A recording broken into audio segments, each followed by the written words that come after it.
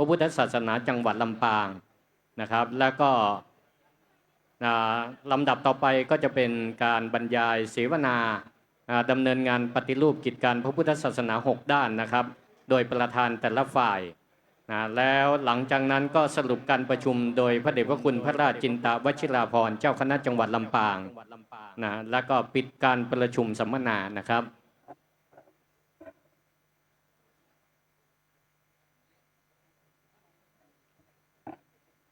ครับก็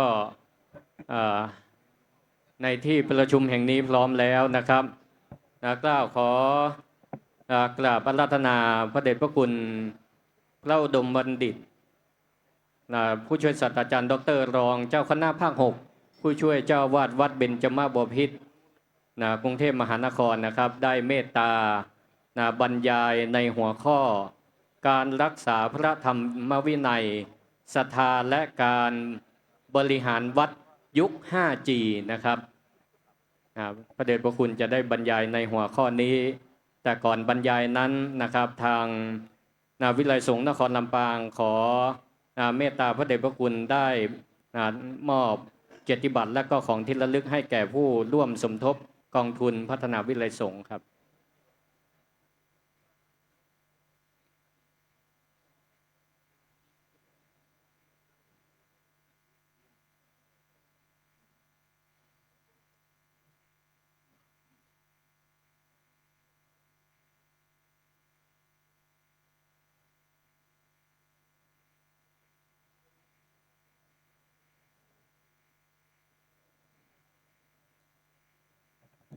ครับกราบถวาย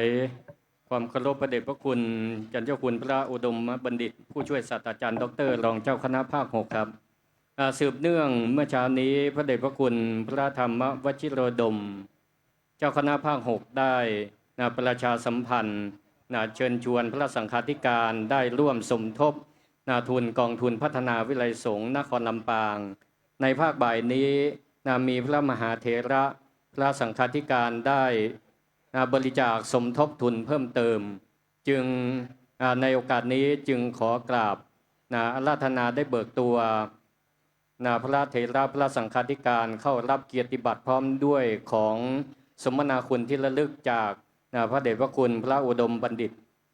ผู้ช่วยศาสตราจารย์ดร.รองเจ้าคณะภาค6ดังมีรายนามดังต่อไปนี้ครับพระเดชพระคุณหลวงปู่พระพรหมมงคลวชิโรดมที่ปรึกษาเจ้าคณะภาค6แล้วก็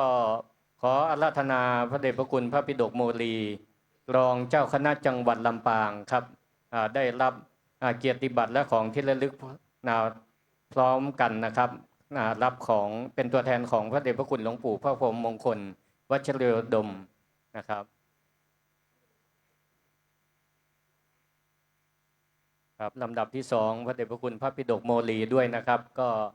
ได้เมตตาบริจาคสมทบกองทุนพัฒนาวิไลสงฆ์นะครับรูปละ 10,000 บาทนะครับต่อไปครับขอกราบอาราธนาหลวงพ่อพระครูปัญญาวโรดมเจ้าคณะอำเภอแม่พริกนะครับได้เมตตาสมทบกองทุนพัฒนาวิไลสงฆ์จำนวน 10,000 บาทต่อไปครับขอกราบอาราธนาหลวงพ่อพระครูพี่ธานนพกิจนะครับรองเจ้าคณะอำเภอเกาะคาเจ้าวาดวัดพระธาตุลำปางหลวงเมตตาสมทบกองทุน 10,000 บาทครับและลำดับที่4ขอกราบอาราธนาท่านพระครูวิสิทธิ์เจติยานุรักษ์รองเจ้าคณะอำเภอเกาะคาผู้ช่วยเจ้าวาดวัดพระธาตุลำปางหลวงได้สมทบกองทุนพัฒนาวิไลสงฆ์อีกจำนวน 10,000 บาทครับ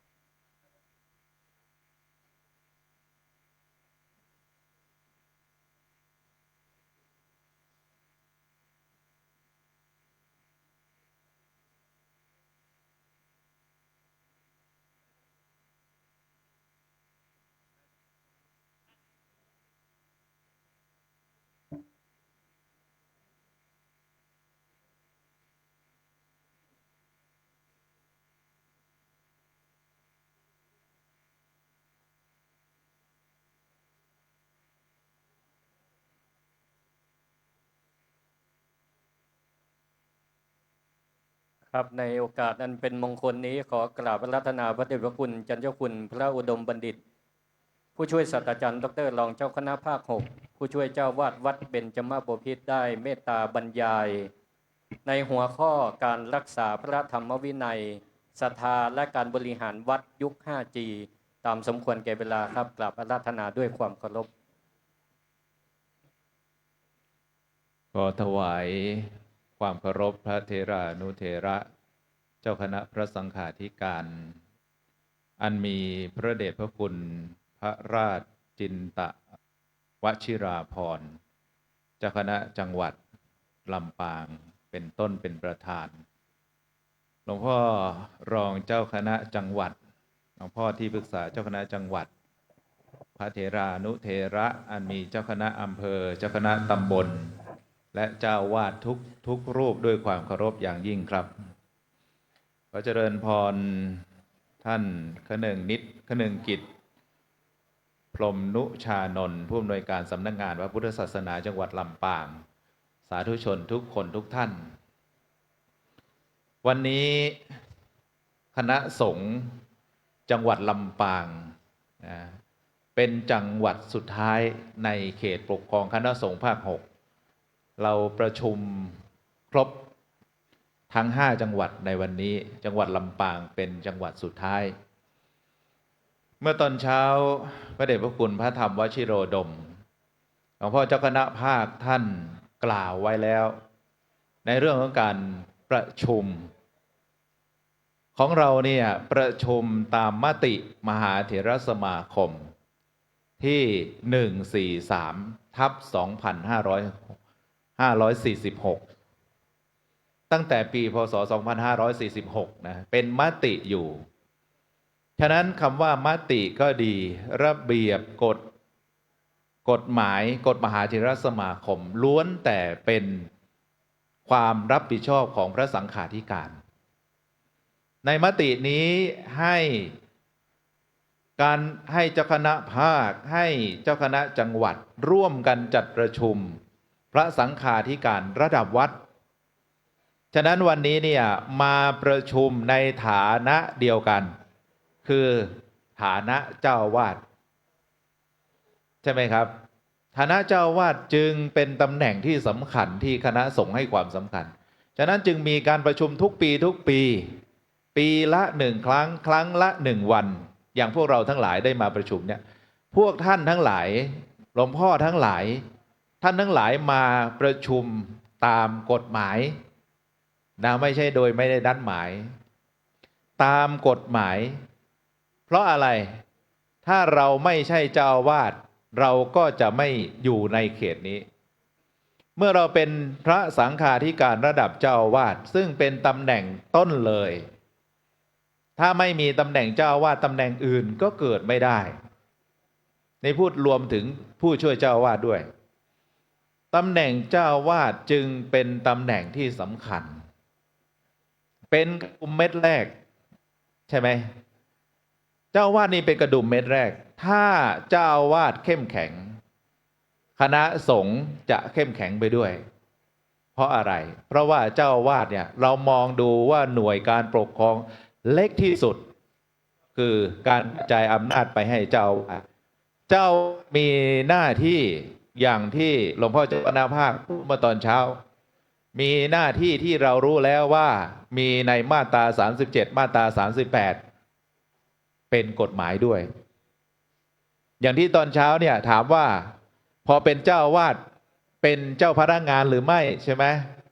ทุกท่านทราบแล้วได้คำตอบแล้วเป็นเจ้าพนักงานตามกฎหมายถามว่าข้อดีกับข้อเสียมีไหม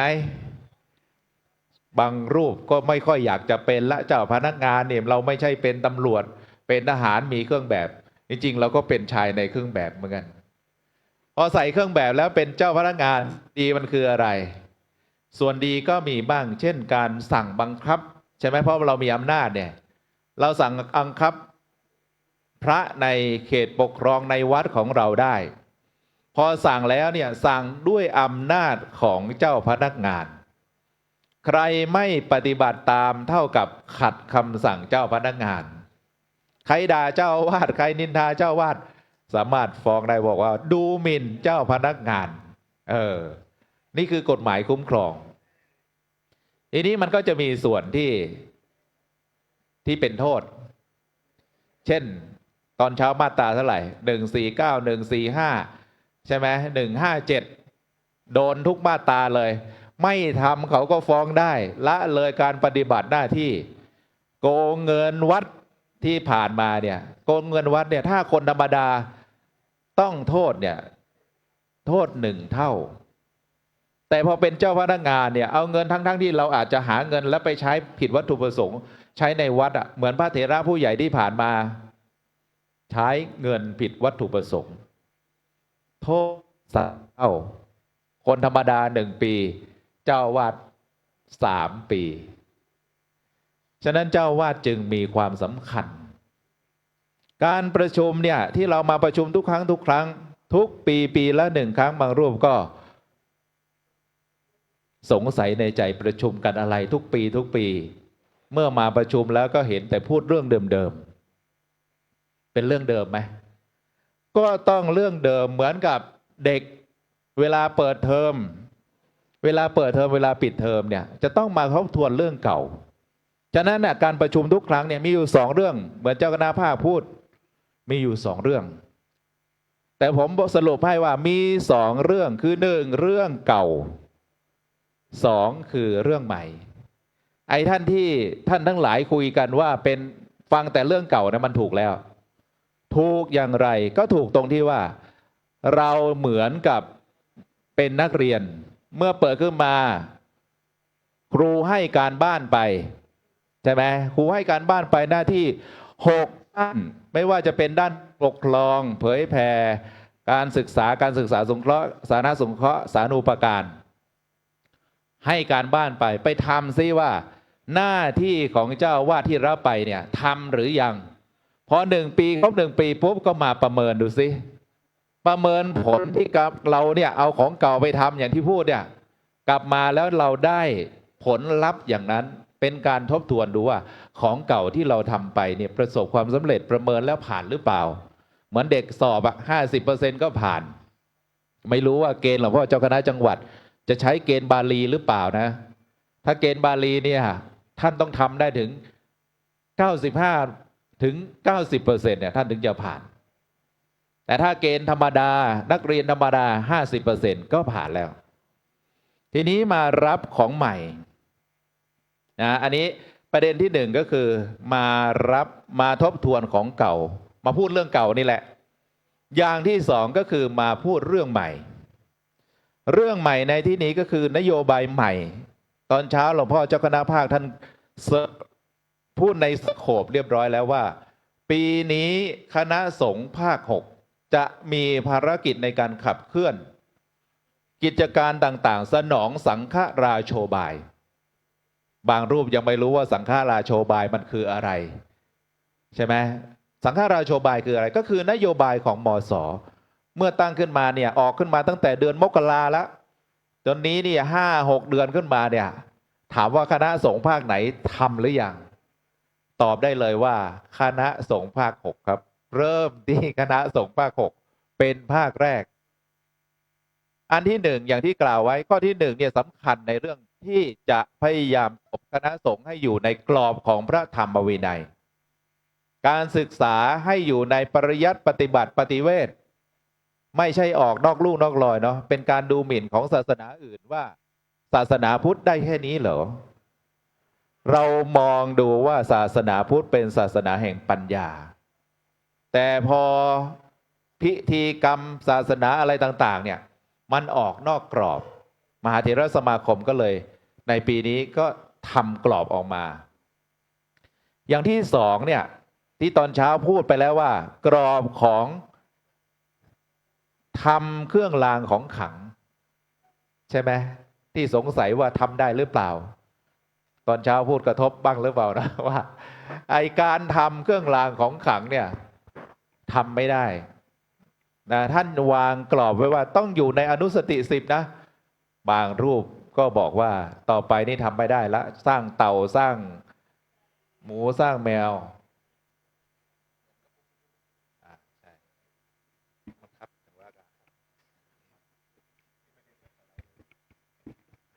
เออเนี่ยเทคโนโลยีดี แต่ต้องคอยดูแล ยังไม่ถึงเรื่องเทคโนโลยีนะแต่จะบอกว่าภารกิจของคณะสงฆ์ภาค 6เนี่ยต้องขับเคลื่อนเรื่องนี้เรื่องของการอยู่ในกรอบเนาะเพราะว่าบางทีเนี่ยสานูปการท่านไปดูสานูปการบางวัดเนี่ยสร้างรูปเหมือนในศาสนาอื่น อย่างเงี้ยท่านไปดูหลายวัดนะเพราะอะไรอยากจะให้คนมาศรัทธาสร้างพระพิฆเนศใหญ่โตมโหฬารอยู่หน้าวัดสร้างรูปแม่อุเทวีอะไรต่างๆเนี่ยที่เป็นศาสนาอื่น อย่างนี้ไม่ได้เจ้าคณะไล่ตั้งแต่เพราะเจ้าคณะจังหวัดลงไปถึงผู้ปกครองระดับตำบลต้องสืบสวนดู ปีนี้จะต้องขับเคลื่อนอย่างนั้น บางลูกก็บอกว่าผมสร้างพระพิฆเนศอะไรอ่ะยักษ์เราอ่ะชื่ออะไรท้าวเวสสุวรรณท้าวเวสสุวรรณได้ไหมท่านอิสระพาดี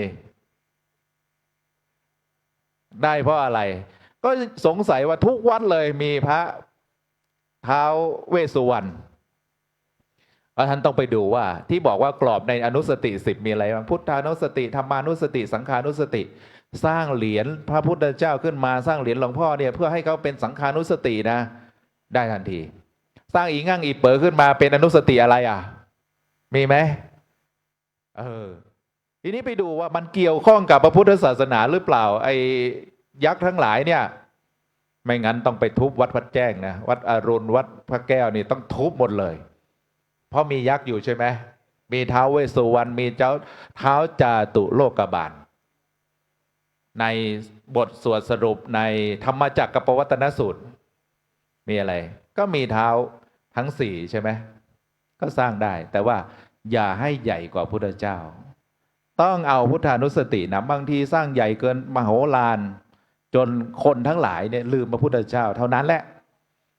ฉะนั้นเนี่ยอันนี้ก็กรอบง่ายๆว่าคณะสงฆ์ภาค 6นี่มีสิ่งใหม่ที่เราจะต้องช่วยกันเป็นภารกิจร่วมกันนะตั้งแต่เจ้าอาวาสขึ้นมาที่ผมมาพูดเนี่ยหมายความว่าไม่ใช่เฉพาะพระผู้ปกครองระดับสูงเท่านั้นที่พูดถึงเนี่ยเนื่องจากว่านโยบายของคณะสงฆ์เนี่ยมันเป็นแบบอะไรแบบบนลงล่างมันไม่ได้เป็นล่างข้างบนฉะนั้นพอมันเป็นบนลงล่างแล้วก็มาช่วยกันมาย่อยในภารกิจนั้นให้เป็นงานของคณะสงฆ์โดยเฉพาะความเป็นเจ้าอาวาสเนี่ยในยุคนี้ในยุคปัจจุบันเนี่ยถ้าพูดถึงก็บอกว่าเป็นยุคดิจิตอลทุกรูปเข้าถึงบทถึงแม้ท่านจะใช้หรือไม่ใช้ท่านจะมีหรือไม่มีมันก็อยู่ในโลกนี้แหละแต่ทำอย่างไรเนี่ยเจ้าอาวาสจะต้องอยู่กับมันให้ได้หมายความว่าบางรูปเนี่ยกลัวจนไม่กล้าใช้เพราะฟังมาเยอะแต่บางรูปเนี่ยใช้จนไม่กลัวก็อันตรายสองอย่างนี้อันตรายทั้งสองอย่างเลยทำอย่างไรจะให้มันเกิดประโยชน์ก็ต้องอยู่ในทางสายกลางใช้อย่างมีสติเช่นเขาบอกว่า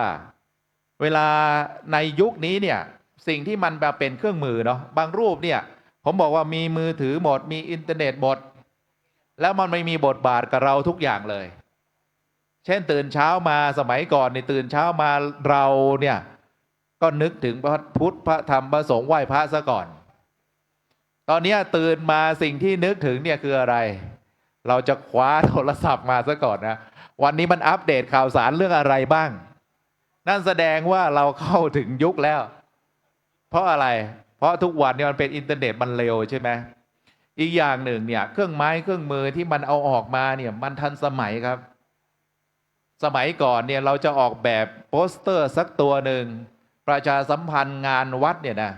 ท่านต้องไปจ้างลูกศิษย์ลูกหาท่านต้องไปจ้างหรือทำเองเนี่ยก็จะใช้เวลาเป็นวันสมัยนี้เนี่ยไม่เกิน5 นาทีอย่างภาพขวามือนี่นะภาพเจ้าคณะภาพขอเชิญอาราธนาพระสังฆาธิการและเจ้าวัดทุกรูปร่วมประชุมเลยนะใช้เวลา5 นาทีคือมันประมวลผล5 นาทีแต่ว่าเราใส่คำสั่งให้มันไม่เกิน3 บรรทัด4 บรรทัดเราก็จะได้โปสเตอร์ก็เรียกว่าเป็นยุค AI หลวงพ่อถามว่าหลวงพ่อทั้งหลายที่อยู่ด้านหน้านี่เป็นผู้สูงอายุเนี่ยทำได้หรือเปล่าผมบอกว่าได้ครับ ได้เพราะอะไรเพราะว่าผมบรรยายที่เชียงรายเนาะบรรยายเรื่องของการเอา AI มาใช้ประชาสัมพันธ์วัดเนี่ยอย่างเช่นท่านทั้งหลายเคยมีตอนเช้าโยมแก่ๆเท่าๆส่วนมากตื่นเช้ามาเนี่ยท่านจะส่งข้อความให้เราด้วยคำว่าสวัสดีวันจันทร์สุขสันต์ความดีอะไรต่างๆใช่ไหมสีโน้นสีนี้เดี๋ยวนี้ท่านไม่ต้องทำแล้วทำใหม่เลยเอารูปของท่านขึ้นสุขอะไรต่างๆนี่ส่งได้เลยผมไปบรรยายที่เชียงรายลงไปข้างล่างหลวงพ่อพุทธิวงศ์วิวัฒน์อายุเท่าไหร่เนี่ยน่าจะ89 90เกือบ90แล้วท่านก็เอาโทรศัพท์มาสอนผมหน่อยสิท่านว่าอย่างนี้นะเจ้าคณะจังหวัดพระราชวชิรคณีก็มาเอามือถือมาให้สอนเดี๋ยวนี้ท่านส่งการบ้านทุกวันเลยเป็นรูปวัดพระราชผาเงารูปท่านแล้วก็มีหลักธรรมเนาะใส่เข้าไปเนี่ยก็กลายเป็นรูปออกมาไม่ต้องสวัสดีวันจันทร์ด้วยสีต่างๆทำด้วยอัตลักษณ์ของเราดิแป๊บเดียวถามว่าทำได้ไหมทำได้ตลอดท่านนั่งอยู่เนี่ยไม่เกินใส่ข้อความไม่เกิน3 บรรทัดเนี่ยท่านได้แล้วขอให้มีอินเทอร์เน็ตเท่านั้นเองทีนี้เนี่ยเรื่องของยุคดิจิตอลเนี่ยมันเปลี่ยนไวยุคนี้มันเปลี่ยนไวทุกวันจะต้องมีข่าวพระทุกวันใช่ไหมหลวงพ่อใช่ไหมครับข่าวดีหรือข่าวร้ายข่าวร้ายข่าวดีเขาไม่มาลงหรอกหลวงพ่อไปทำวัดประชารัฐสะอาดสะอ้านอันเนี้ยไม่มีนะไม่มียกย่องพระสงฆ์มีแต่ข่าวทุกวันเนี่ยล่าสุดเนี่ยพระรูปหนึ่งอยู่ในห้องเนี่ยขยะเต็มห้องไปหมดเลยใช่ไหมเห็นไหมขยะเต็มห้องมีขวดฉี่มีขยะไม่มีที่นอนเลยอันนี้มันไม่ใช่ไม่มีนะมันมีจริงๆอย่างเช่นวัดเบญผมเนี่ยผมยกตัวอย่างให้มีที่เจอมาแล้วเนี่ยเขาเรียกเป็นโรคจิตนะพวกนี้มีอยู่2 รูปซึ่งจับแล้วก็พอดีเขาทำผิดแล้วเราไปตรวจสอบห้องเนี่ยมันจะเหลือแค่ที่นอนที่เดียวครับนอกนั้นจะใส่ขวดฉี่บ้างอะไรบ้างเต็มไปหมดเลยผมมาเห็นข่าวภาพวันก่อนนี่ผมไม่แปลกใจเพราะอะไรมันอยู่แบบไม่ใช่เทวดาไม่อยู่แบบพระขยะจะไม่มีเลยมีแค่ที่นอนฉะนั้นข่าวพวกนี้มันเป็นข่าวที่ร้ายแต่มันเป็นข่าวดีสำหรับพวกอินฟลูเอนเซอร์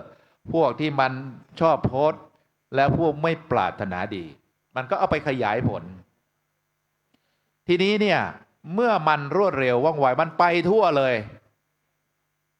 แล้วไปดูคอมเมนต์คำว่าคอมเมนต์ก็คือไปดูข้อความที่เขาวิพากษ์วิจารณ์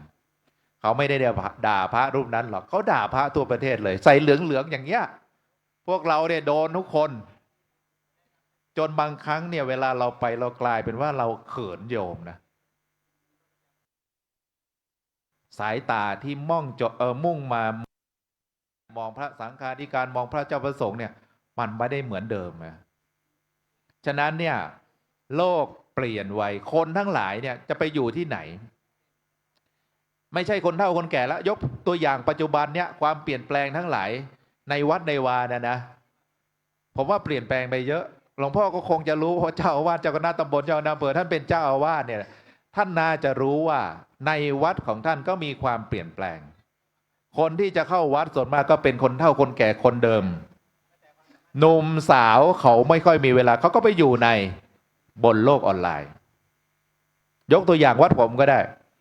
เขาบอกว่าหลังจากโควิดจะเป็น New Normal นะใช่ไหมครับคำว่า New Normal คืออะไรเขาเคยปฏิบัติอย่างไรมันก็จะติดอย่างนั้นอ่ะก่อนที่เป็นโควิดวัดผมเนี่ยอย่างน้อย30 คนวันพระทุกวันพระตลอดปีจะต้องมีคนมานอนวัดมาปฏิบัติธรรมมาฟังธรรมมีเทศวันพระทุกวันพระ3 กันตอนเช้าตอนกลางวันตอนเย็นปัจจุบันเนี่ยหลังจากโควิดแล้ว New Normal โยมไปอยู่บ้านติดบ้านหมดเลยไม่มานอนวัดเลยเทศจาก3 กันเหลืออยู่กันเดียวคนฟัง3อย่างต่ำเนี่ย30ตอนนี้ไม่เหลือไม่ถึง5 คนก็อาศัยเหตุนี้เปลี่ยนอะไรก็เปลี่ยนวิกฤตเป็นโอกาสบ้างนะเสาวิหารมันเยอะเราก็ตั้งกล้องนะถ่ายทอดสดเลยใช้เทคโนโลยีถ่ายทอดสดถ่ายด้วยอะไรถามว่าไม่ต้องใช้เทคโนโลยีอะไรมากเลยมือถือเครื่องเดียวก็สามารถทำได้ ตอนนี้เนี่ยรับบริจาคสมมติว่ารับบริจาคกันเทศเนี่ยนะวัดผมจะมีวาระพิเศษ ทุกวันพระเนี่ยถ้าประกาศปุ๊บก็จะมีคนรับเป็นเจ้าภาพทุกวัน วันพิเศษวันวิสาขะวันอัฐมีบูชาเขาเรียกว่ามีการแสดงธรรมยันรุ่งมี12 กัน มีตั้งแต่กลางคืนยันเช้า12 กันเนี่ยประกาศแป๊บเดียวโยมรับเป็นเจ้าภาพหมดเลย1,000-2,000รับหมดนี่คือข้อดี เราเห็นภาพสมัยก่อนเนี่ยข้อจำกัดของข่าวสารมันอยู่แค่นั้นแหละพระไปมีลูกมีเมียพระทำผิดก็อยู่แค่ชุมชนสมัยนี้ท่านดูดิทำแป๊บเดียวและก็ที่สำคัญดูว่าภาพเดียวมันสามารถสื่อได้ทั้งประเทศทั้งโลกภาพเดียวเป็นภาพที่ไม่จริงก็ได้เดี๋ยวไปดูนะครับปัจจุบันเนี่ยสามารถเอาคนตายขึ้นมาเป็นคนเป็นได้สามารถทำเป็นใครก็ได้ทำเป็นพระก็ได้เมื่อกี้ผมพูดหลวงพ่อเจ้าคณะจังหวัดว่าเดี๋ยวนี้เนี่ยเขาสามารถแต่ก่อนเนี่ยcall centerที่มันโทรไปหาเราทั้งหลายเนี่ยมันยังปลอมตัวใช่ไหมมันยังใส่ชุดไม่เนียนเลยสมัยนี้มันไม่ต้องครับมันสามารถโคลนทั้งหน้าโคลนทั้งเสียงคำว่าโคลนนี่คือก๊อปปี้เลยเป็นรูปหลวงพ่อเลยหลวงพ่อเจ้าคณะจังหวัดหลวงพ่อเจ้าคณะอำเภอนั่งหน้าเนี่ยสามารถโคลนให้เหมือนได้ทุกอย่างและคนมันจะไม่เชื่อเหรอใช่ไหมเดี๋ยวผมจะให้ไปดูทีนี้เขาบอกว่าเจ้าอาวาสสำคัญเพราะเป็นกระดุมเม็ดแรกที่จะต้องดูแลตั้งแต่ญาติโยมพระภิกษุสามเณรไม่ให้ก่อเรื่องตั้งแต่แรกเนี่ยเจ้าอาวาสเข้มแข็งทุกอย่างเข้มแข็งหมดแข็งไหมเจ้าอาวาสต้องเข้มแข็งนะไม่ขาดหายดังนั้นเนี่ยเจ้าอาวาสจึงสำคัญอันนี้พูดไปแล้วเนาะทีนี้ที่บอกว่าหนึ่งเนี่ยอันไหนที่มันมีประโยชน์เนี่ยมันก็จะมีโทษตามมาแน่นอนเรื่องของอินเทอร์เน็ตจริงๆเราก็รู้กันอยู่แล้วว่าภัยดิจิตอลเนี่ยมันมีตลอดเกือบทุกครั้งไม่งั้นไม่มีพวกสแกมเมอร์ไม่มีพวก call center ทำไม call center ถึงรวยก็เพราะคนหลงผิดหลงเชื่อไปตามนั้นเพราะอะไรเขามีข้อมูลสมมติผมจะหลอกหลวงพ่อเนี่ยผมต้องมีข้อมูลหลวงพ่อเลยพระเจ้าประสงค์ที่นั่งในเนี่ยผมได้เลข13 หลักเนี่ยผมรู้หมดนะชื่อพ่อชื่อแม่เป็นอะไรเหมือนกับหมอดูเลยนะถ้าอย่างนั้นนะเหมือนกับหมอดูชื่อดังที่ลำพูนเนี่ยผมจะทายท่านได้เลยว่าท่านเป็นหนานคนนั้นคนนี้ไปสร้างที่โน่นที่นี่ได้หมดฉะนั้นภัยดิจิตอลเนี่ยแม้กระทั่งภาพใบเดียวเนาะมันทำลายศรัทธาทั้งสังฆมณฑลมันไม่ได้ทำลายเฉพาะพระรูปนั้นเหมือนข่าวที่ผ่านมาเนี่ยเขาเรียกว่าสังคมที่แม้คนไม่รู้จักก็ด่ากันได้ด่าไปทั่วละพระสงฆ์องค์เจ้ารูปไหนปฏิบัติดีปฏิบัติชอบเรารักษาศรัทธาแทบตายแต่คนอื่นไปทำเสียแค่อันเดียวเนี่ยก็จบแล้ว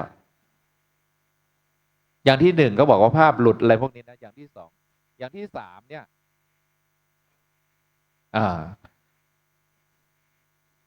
มิจฉาชีพปลอมเพจอันนี้เยอะมากไม่รู้ลำปางเคยโดนหรือเปล่าสงสัยจะหมดเวลาดีไหม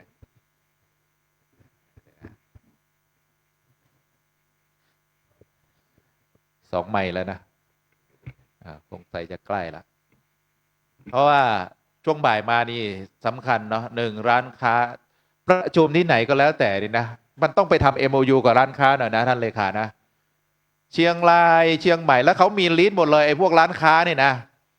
ผมประชุมอยู่เมื่อวานที่พะเยาเนาะแล้วผมประชุมออกมาเนี่ยเกือบบ่าย 3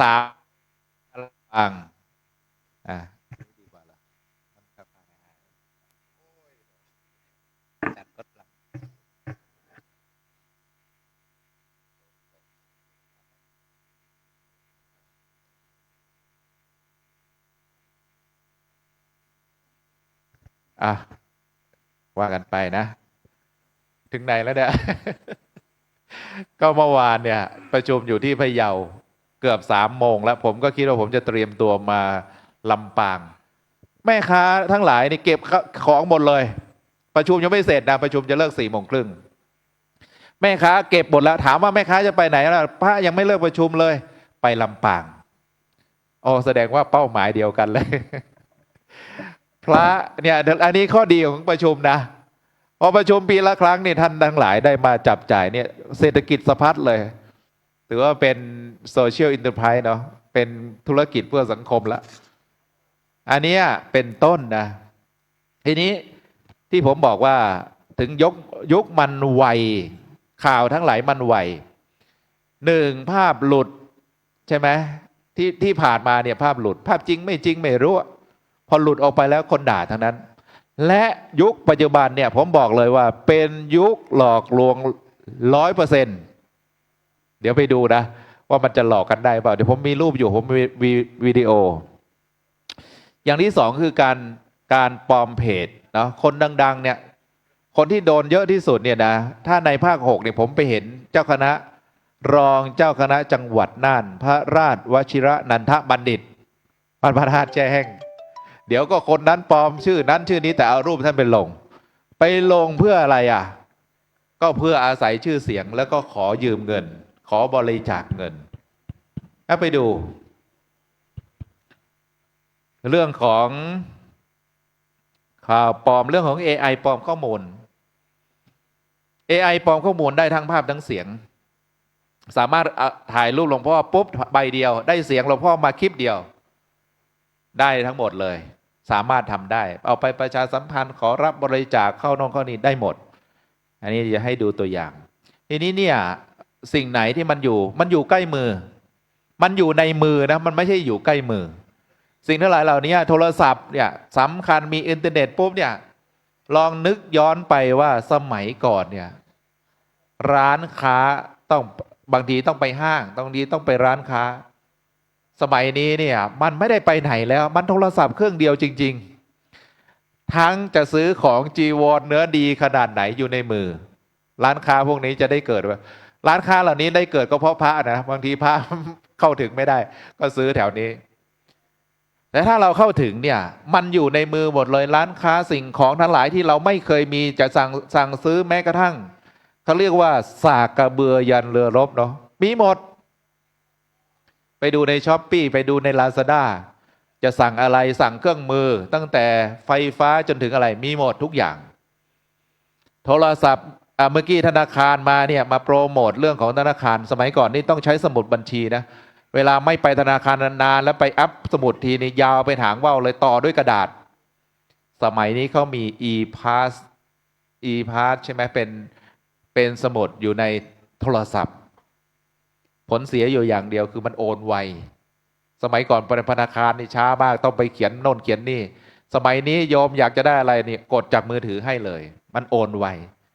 ฉะนั้นเนี่ยสิ่งนี้เป็นสิ่งที่เป็นประโยชน์ต่อคณะสงฆ์นะเขาเรียกว่าเราจะเผยแพร่ธรรมะ30 วันเนี่ยที่จริงมันทำได้ง่ายมาก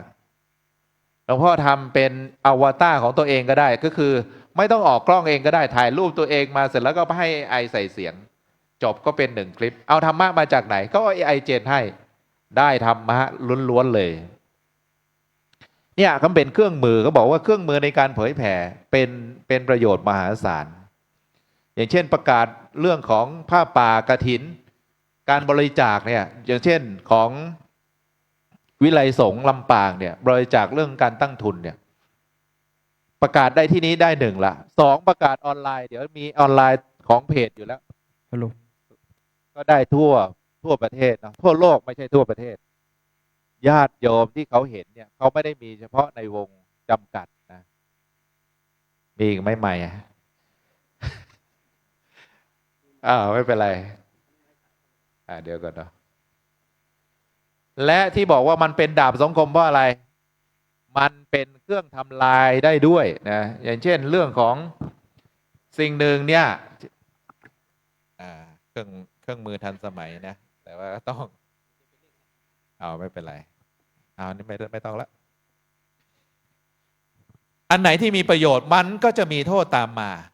นะอันไหนที่มีประโยชน์ต้องมีโทษตามมาฉะนั้นเนี่ยสิ่งหนึ่งที่เราจะต้องทำให้ได้ก็คือใช้อย่างไรให้มันเป็นประโยชน์ใช่ไหมเช่นทุกรูปเนี่ยบางทีหลวงพ่อทั้งหลายด้านหน้านี่อาจจะไม่มีก็ได้พระหนุ่มเนนน้อยที่อยู่ในวัดเราเนี่ยมีทุกคน เป็นเพจของวัดถ้าให้เกิดประโยชน์นะไปเ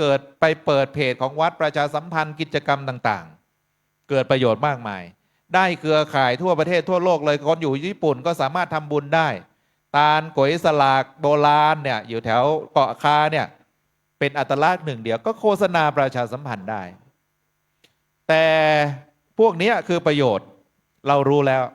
แต่สิ่งที่เป็นโทษเนี่ยหนึ่งมาจากพระเองก็คือเจ้าของเองคิดว่าเนี่ยเวลาเป็นเปิดเพจแล้วเปิด YouTube แล้วเปิดอะไรมันเป็นพื้นที่ส่วนตัวใช่ไหมครับเป็นพื้นที่ส่วนตัวของเราจะโพสต์อะไรก็ได้เป็นเรื่องของเราแต่ว่าโพสต์อะไรก็ได้แต่สถานะหนึ่งเราเนี่ยมีผ้าเหลืองอยู่คำว่าเป็นพระเนี่ยเขาไม่ได้บอกว่าท่านเป็นพระองค์โน้นองค์นี้เนี่ยถ้าโยมเนี่ยเขาโพสต์อะไรก็ได้แต่เราเนี่ยโพสต์อะไรไม่ได้เราต้องคำนึงว่าเราเป็นพระจะโพสต์อะไรต้องคำนึงแก่สมณะสารูปบางรูปเนี่ยไปถ่ายรูปวันนี้ไปกินข้าวใช่ไหมกินลาบเหนือเราเนี่ยถ่ายรูปมาผมบอกว่าโยมที่รู้จักสนิทอาจจะสาธุได้แต่คนที่ไม่รู้จักเนี่ยเขาไม่ได้สาธุนะเราอาจจะไปกินของหรูสตาร์บัคหรือเข้าห้างอะไรต่างๆเนี่ยสมัยก่อนเขาไม่ได้ว่าอะไรที่สำคัญพระเหนือเรานี่มีอยู่อย่างหนึ่งตอนเย็นมาเนี่ยพระหนุ่มเนนน้อยจะกลับบ้านใช่ไหมพ่อกลับไปทำอะไรตอนเย็นอ่ะโยมก็จะเตรียมภัตตาหารถวายเรียบร้อยแล้วคนมันไม่หวังดีมันถ่ายรูปออกมาแล้วมันก็ไปประจานนะนี่ก็เป็นของวัยเนาะมันก็จะคนชื่นชมก็มีแต่คนไม่ชื่นชมเนี่ยมันเยอะนะอันนี้เป็นดาบสองคมที่บอกว่าตอนนี้เนี่ย AI เป็นยุค AI เป็นยุคที่หลอกลวง 100%เพราะอะไรสามารถปลุกคนตายขึ้นมาได้ปลุกอันนี้นะดูคลิปนี้หน่อยนะครับคนนี้ตายหรือยังชื่ออะไรเนี่ยหลวงพ่อน่าจะรู้จักดีเนาะนี่มรณะสวัสดีครับผมเศรษฐาศิรฉายาครับสวัสดีครับผมยอดรักสลักใจครับผมสรพงษ์ชาตรีครับอย่างที่รู้กันว่าพวกเราและทุกคนที่นี่ได้จากโลกนี้ไปแล้วในฐานะตัวแทนผู้ล่วงลับผมเลยอยากมาขอบคุณทุกท่านที่ยังรักยังคิดถึงกันยังตักบาตรให้พวกเราอยู่เสมอต่อให้โลกจะหมุนสักเท่าไหร่ยังจำได้เหมือนเคยขอบคุณที่ยังจำกันได้ว่าเราชอบกินอะไรไปเจอเมนูนี้ที่ไหนก็แวะใส่บาตรให้พวกเราอยู่เสมอทั้งของข้าวของหวานที่ใครว่าดีใครว่าอร่อยลูกๆหลานๆก็ช่วยกันทำบุญส่งมาให้พวกเราทุกปีแต่ผมอยากจะบอกว่าอาหารเหล่านี้ไม่ใช่แค่พวกเราที่จะได้รับ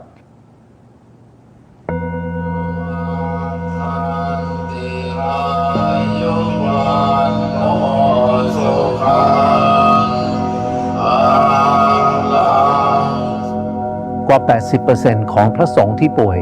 มาจากอาหารรสจัดหวานมันเค็มเราเข้าใจว่าพี่ป้าน้าอาปู่ย่าตายายทุกคนล้วนตักบาตรด้วยจิตศรัทธากันทั้งนั้น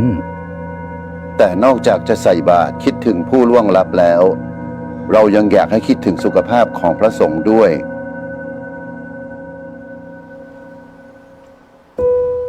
มาช่วยกันลดหวานลดมันและเลี่ยงเค็ม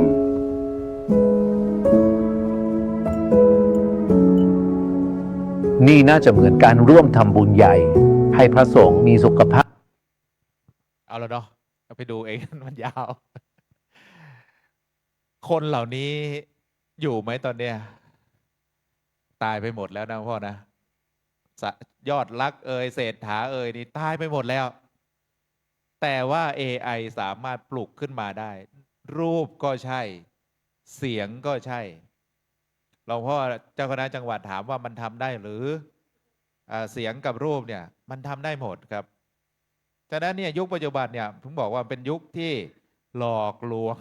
100%ถ้าเกิดว่าเขาท เอารูปเราไปทำเอารูปเจ้าคณะจังหวัดไปทำเอารูปเจ้าคณะอำเภอไปทำแล้วเอาเสียงไปส่งให้โยม หรือออกคลิปหนึ่งเพื่อบริจาคนี่คนก็เชื่อนะคนก็เชื่อหมดก็โอนตังค์เพราะว่าหน้าก็ใช่เสียงก็ใช่ทั้งบอกว่าพวกนี้เนี่ยถึงแม้จะทันสมัยแต่มันก็อันตราย อย่างเช่นสมัยก่อนเนี่ยมันไม่ได้เนียนหรอกครับไอ้พวกนี้ที่ออกข่าวมาเป็นตำรวจแต่งชุดแล้วก็หลอกเราเป็นสแกมเมอร์หลอกเราเนี่ยเราก็รู้แล้วพวกนี้เป็นสแกมเมอร์ใช่ไหมต่อไปเนี่ยมันจะเนียนกว่านั้นเยอะแล้วเราจะรู้ได้ยังไงว่ามันเป็น AI ไปดูหน่อยนะที่จริงเราก็รู้ยากนะครับเอาตรงนี้หน่อยเนาะ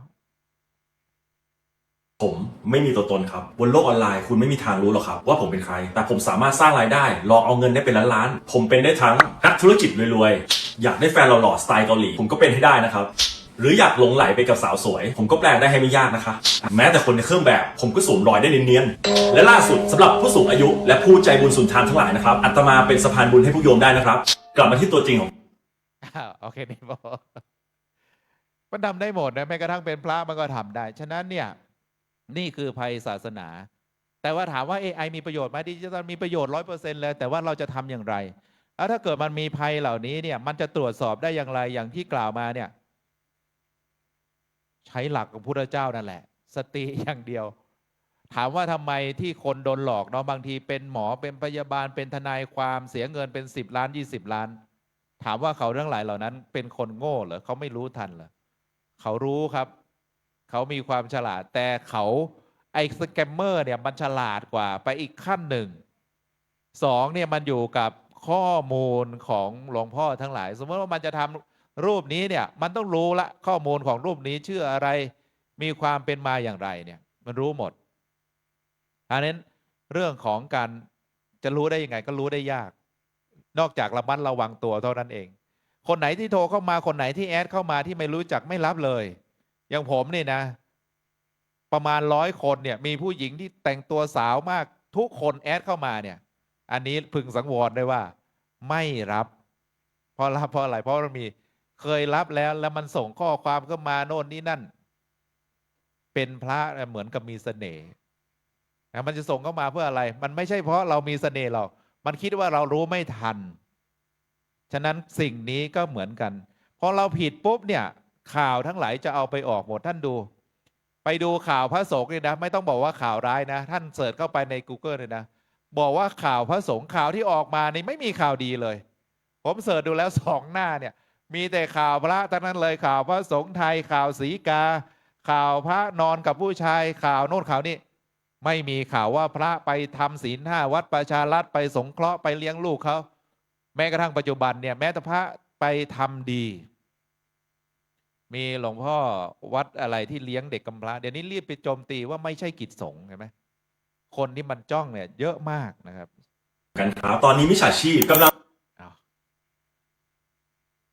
ฉะนั้นเนี่ยสิ่งหนึ่งที่มันเป็นอันนี้ไม่ใช่พูดให้กลัวเนาะแต่พูดให้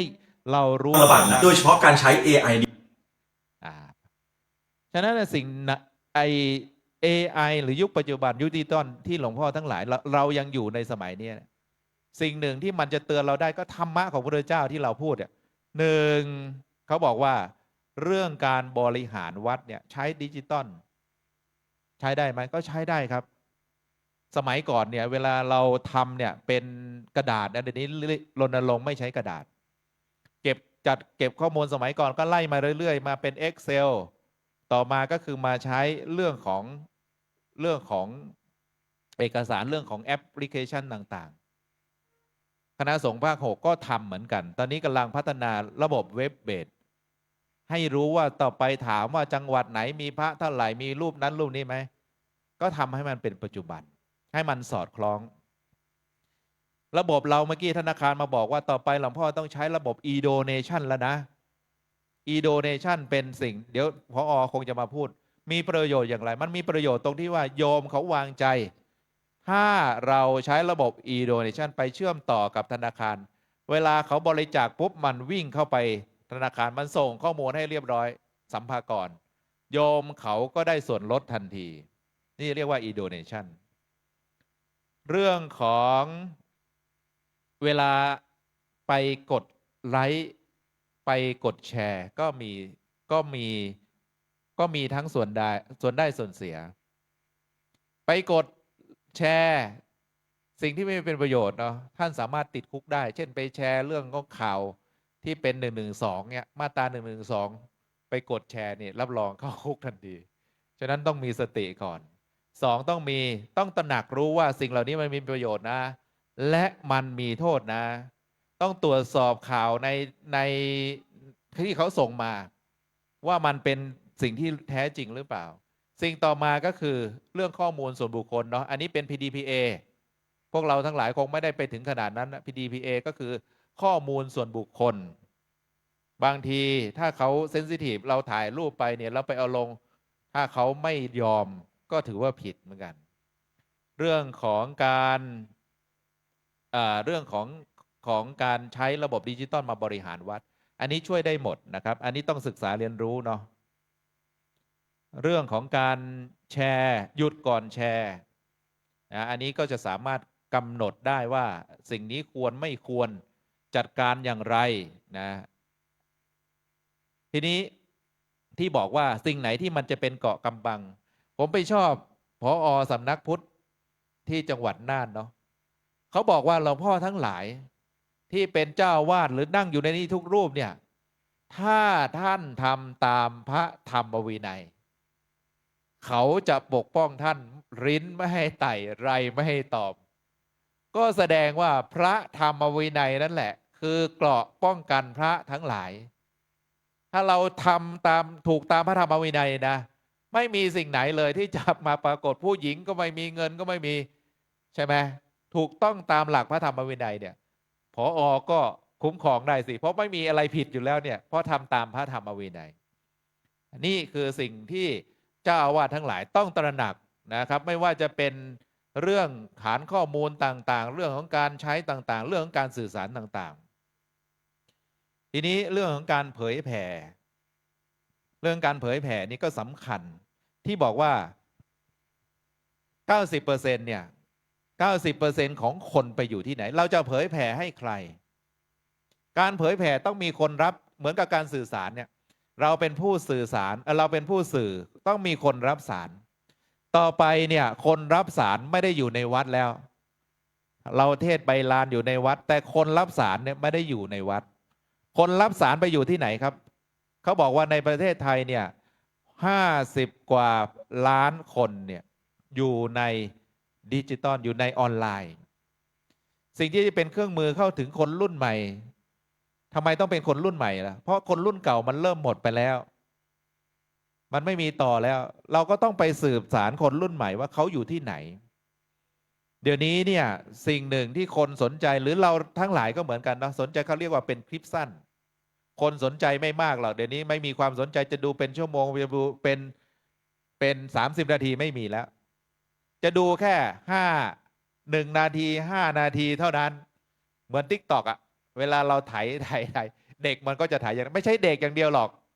ผมเชื่อว่าแถวในนี้ก็เยอะเหมือนกันทำได้หรือเปล่าปีนี้เนี่ยเป็นภารกิจของคณะสงฆ์ภาค 6จะอบรม2 เรื่องจะอบรม3 เรื่องในพรรษานี้เรื่องหนึ่งคือเรื่องการใช้ภาษาบาลีเบื้องต้นเอาพระสังฆาธิการหลวงพ่อทั้งหลายเจ้าคณะตำบลอำเภอหรือผู้ที่สมัครใจเรียนบาลีเบื้องต้นเรียนอะไรบ้างก็เรียนให้รู้ว่าอักขระมีเท่าไหร่ใช้อย่างไรแปลอย่างไรเบื้องต้นนะโมตัสสะพุทธังสรณังคัจฉามิอะไรพวกเนี้ยแปลเบื้องต้นแปลอย่างไรเป็นหลักสูตรหนึ่งของคณะสงฆ์ในปีนี้ประมาณไม่กี่ชั่วโมงไม่ใช่เรียนแล้วไปสอบนะหลวงพ่อท่านไหนจะเอาไปต่อยอดพอจบหลักสูตรแล้วจะไปต่อยอดก็ได้เป็นการพัฒนาศักยภาพด้านนี้เพราะอะไรเพราะว่ามันมีตัวอย่างเนาะบางทีจบเป็นพระสังฆาธิการระดับตำบลเนี่ยสามารถเป็นพระอุปชาได้อุปชาเนี่ยเป็นเรื่องสำคัญเพราะว่าเป็นประตูด่านแรกเปิดให้คนเข้ามาสู่พระพุทธศาสนาพระอุปชาไม่มีความรู้หรือลืมไปแล้วเนี่ยพอรับสัตถิวิหาริกมาเนี่ยมันผิดตั้งฉายาผิดนี่มันเปลี่ยนยาก มันเปลี่ยนไม่ได้เราต้องไปยัตติใหม่นะจังหวัดพิษณุโลกข่าวออกมาเนี่ยตัวเองจะโชว์ภูมิความเป็นบาลีออกมาเนี่ยจะให้ชื่อฉายาตัวเองอยู่เป็นพาโรหรืออะไรข้างหน้านี่ซ้อนไม่ถูกสักตัวเลยเอาภาษาไทยมาใส่หมดอย่างเงี้ยอันเนี้ยเราก็มีหลักสูตรในปีนี้เป็นสนองพระราชเป็นการสนองสังฆราโชบายหลักสูตรหนึ่งหลักสูตรที่สองคือหลักสูตรการใช้ AI กับงานคณะสงฆ์ทำอะไรบ้างหลักสูตร AI ก็สอนหลวงพ่อนี่แหละว่า AI เอามาใช้อะไรได้บ้างจริงๆแล้วเนี่ย AI มันสามารถเอามาใช้ได้หลายอย่างเนาะหนึ่งสร้างเสียงสร้างเสียงได้เทศธรรมะได้ให้มันร้องเพลงได้ให้มันร้องเพลงเป็นเพลงประจำวัดเนี่ยทำได้เลยสร้างวิดีโอได้สร้างภาพประชาสัมพันธ์ได้ก็เอาหลักสูตรเนี้ยมาอบรมและหลักสูตรปีนี้ในพรรษานี้อีกหลักสูตรก็คือพระสงฆ์กับกฎหมายที่เกี่ยวข้องก็จะเอาพระสังฆาธิการเตรียมตัวไว้นะครับอันนี้บอกให้ฟังว่าในพรรษานี้มีการอบรมพัฒนาศักยภาพแน่นอนสนองสังฆราโชบายย้อนกลับมาเนี่ยถึงบอกว่าใช้ให้เป็นครับแต่ว่าไม่ใช่กลัวจนไม่กล้าใช้เลยที่กล่าวมาเนี่ยมันมีโทษเยอะแยะโอ้รองภาคพูดว่า AI หรือยุคดิจิตอลเนี่ยภัยมันเยอะเหลือเกินไม่กล้าใช้แล้วที่พูดไปไม่ได้บอกว่าไม่ให้ใช้แต่จะสอนว่าทำอย่างไรใช้ให้มันเกิดประโยชน์เวลาใช้แล้วให้มันเกิดประโยชน์นี้ประโยชน์มหาศาลหนึ่งเรื่องเนี่ยสามารถเข้าถึงคนได้ทุกระดับทั่วประเทศถามว่าหลักธรรมทุกวันนี้ที่จริง30 วันพูดได้ทั้ง30 วันไหมได้ทั้ง30 วันทำยังไงก็ AI เนี่ยมาเจนเป็นคอนเทนต์30 วันเลยธรรมะเอาพุทธสุภาษิตให้มันพูดได้ทั้ง30 วันเลยครับอันนี้ก็คืออยู่ที่การศึกษาเรื่องการเผยแผ่เนี่ยเป็นเรื่องที่ควรทำยังไม่ถึงไหนเลยจะหมดเวลาแล้วหลวงพ่อคิดถึงบ้านแล้วทีนี้งานคณะสงฆ์ที่ผมบอกอ่ะมันท้าทายทุกเรื่องเลยอันนี้ว่าไปยาวเลยนะเรื่องของการปกครองซึ่งปีนี้ก็จะทำจริงๆแล้วสำนักพุทธเป็นผู้ขับเคลื่อนเนาะเรื่อง Big Data ของพระสงฆ์เนี่ยซึ่งคุยกับผอ.สำนักพุทธว่าให้ทุกจังหวัดกรอกข้อมูลไม่รู้กรอกยังลำปางกรอกแล้ว 99% ให้ทำเรื่องของ Big Database เราเนี่ยกรอกข้อมูลทุกปีไม่รู้ปีนี้โดนหรือยังกรอกข้อมูลเป็นกระดาษเนาะส่งทุกปีเลยหลวงพ่อกรอกหรือยังกรอกหรือยังถ้ามันทำเป็นปัจจุบันเนี่ยด้วย Big Database ด้วย Database เนี่ยมันจะลดปัญหาพวกนี้ลงไปเยอะเราจะรู้เลยในลำปางเนี่ยมีวัดเท่าไหร่มีสำนักสงฆ์เท่าไหร่มีที่พักสงฆ์เท่าไหร่วัดกับสำนักสงฆ์นี่น่าจะชัดเจนที่พักสงฆ์เนี่ยเป็นเรื่องที่ต้องไปคิดต่อเพราะความถูกต้องเนี่ยบางทีเนี่ยยังไม่รู้เลยว่าที่พักสงฆ์นี่ถูกต้องไหมต้องมีคุณสมบัติอย่างไรบางทีเหมือนกับเอาธงไปปักไว้นี่คือที่พักสงฆ์ใช่ไหมกลางกฎไปพระเราเนี่ยเขาบอกว่าสิ่งที่คนที่ดื้อที่สุดนี่คือพระคนที่สองคือครูที่ดื้อที่สุดคือพระครูพออยากจะเปลี่ยนนะเบื่อเจ้าวาดแล้วไม่อยากอยู่อยากจะเป็นอิสระก็ตีตัวห่างจากเจ้าวาดไปสร้างที่พักสงฆ์ไปสร้างสถานที่ปฏิบัติธรรมสีมงคลอะไรเงี้ยนะอันนี้เป็นต้นเพราะอะไรเพราะว่ามันอิสระหลายอย่างบางทีนี่ที่รับข่าวมาเหมือนพ่อเจ้าคณะภาคพูดเนี่ยไปสร้างที่พักสงฆ์เพื่อทอดผ้าป่ากฐินพอได้แล้วก็หอบตัวหนีไปเป็นต้นถ้าผู้ปกครองระดับแรกชัดเจนที่บอกว่าเจ้าวาดสำคัญสองถ้าเราพูดถึงเรื่อง Big Database ชัดเจนเราจะรู้หมดเลยว่าเคยปกครองมีพระมีอะไรเท่าไหร่รู้หมดแล้วมันจะเป็นประโยชน์ในการบริหารจัดการเหมือนที่เราเคยสำรวจข้อมูลเนี่ยจะไปของงบประมาณจากรัฐบาลตอนนั้นนี่ผมขับเคลื่อนกับหลวงพ่อเจ้าคณะภาคเรื่องของ ดัตต้าเบสเนาะเรื่องสำนักเรียนเรื่องครูสอน ไม่ให้บางรูปไม่ให้เลยกลัว เพราะฟังมาเพราะพระผู้หลักผู้ใหญ่ไปติดคุกกันหลายปีงวดนั้น กลัวว่าไปเอาเงินหลวงมาแล้วจะต้องเขาตามมาตรวจสอบ เนื่องจากว่ามีคำหนึ่งบอกว่า เงินที่เป็นภาษีเงินที่เป็นงบประมาณเนี่ยเป็นเงิน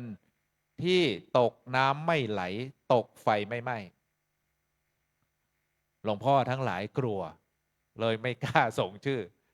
เลยไม่กล้าส่งสำนักเรียนไม่กล้าส่งประวัติอะไรต่างๆณมาถึงปัจจุบันนี้เขาจ่ายเงินแล้ว เพราะว่าตอนนั้นเนี่ยพอสำรวจปุ๊บเขาอุ้มโดยกฎหมายเนี่ยเป็นสำนักศาสนศึกษาถูกต้องตามกฎหมาย ท่านได้รับเลยตอนนี้เจ้าสำนัก 22,000 ครูสอนเนี่ยครูสอนนักธรรมเนี่ยได้6 เดือนครูสอนบาลีได้7 เดือนได้9 เดือนสูงสุด1 เดือนได้ 17,000 บาทของครูตอนนี้รับเลยก็อยากจะเป็นการศึกษาเนี่ยพอเขาตั้งมั่นแล้วเจ้าสำนักนี้ไปบอกผมได้ 22,000 นะสำนักนี้ผมก็อยากได้บ้างพออยากได้นี่มันขั้นตอนมันยุ่งยากละมันไม่เหมือนเดิมเห็นไหมเพราะว่า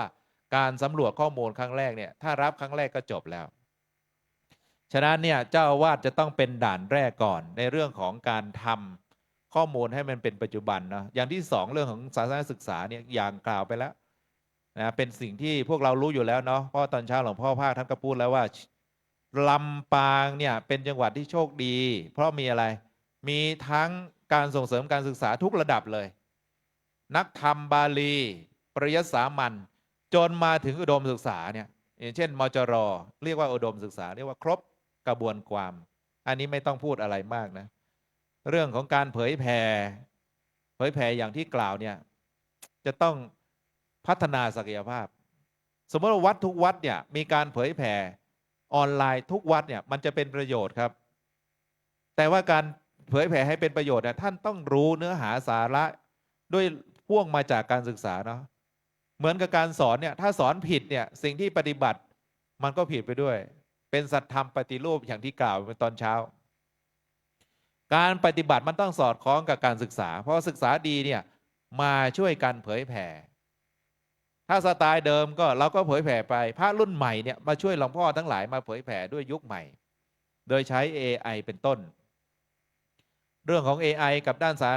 ารณูปการด้านการสงเคราะห์การสำรวจพื้นที่วัดเดี๋ยวนี้ง่ายมากเลยท่านหลวงพ่อทั้งหลายถ้าเรามีโดรนเนาะถ้าที่ไหนมีโดรนถ้ายิงขึ้นไปแล้วเนี่ยเอาโดรนขึ้นไปถ่ายรูปวัดปุ๊บเอามาใส่ AI ทำเป็น3 มิติเป็นแผนผังอะ AI ทำแป๊บเดียวผมก็ทำได้หลวงพ่อทั้งหลายทำได้หมดเลยถ้ามีภาพมุมสูงเนี่ยนะแล้วเอามาทำแผนที่วัดเนี่ยทำได้แป๊บเดียวไม่เกิน5 นาทีได้แผนผังวัดละเรื่องของการพลังงานความปลอดภัยใช่ไหมเรื่องของอะไรต่างๆอันนี้เราอาจจะไม่ถึงเรื่องนวัตกรรมของพุทธศาสนาอันนี้เป็นเรื่องคราวเรื่องของปัญญาประดิษฐ์เรื่องของสิ่งที่ควรทำสิ่งที่ควรทำกับไม่ควรท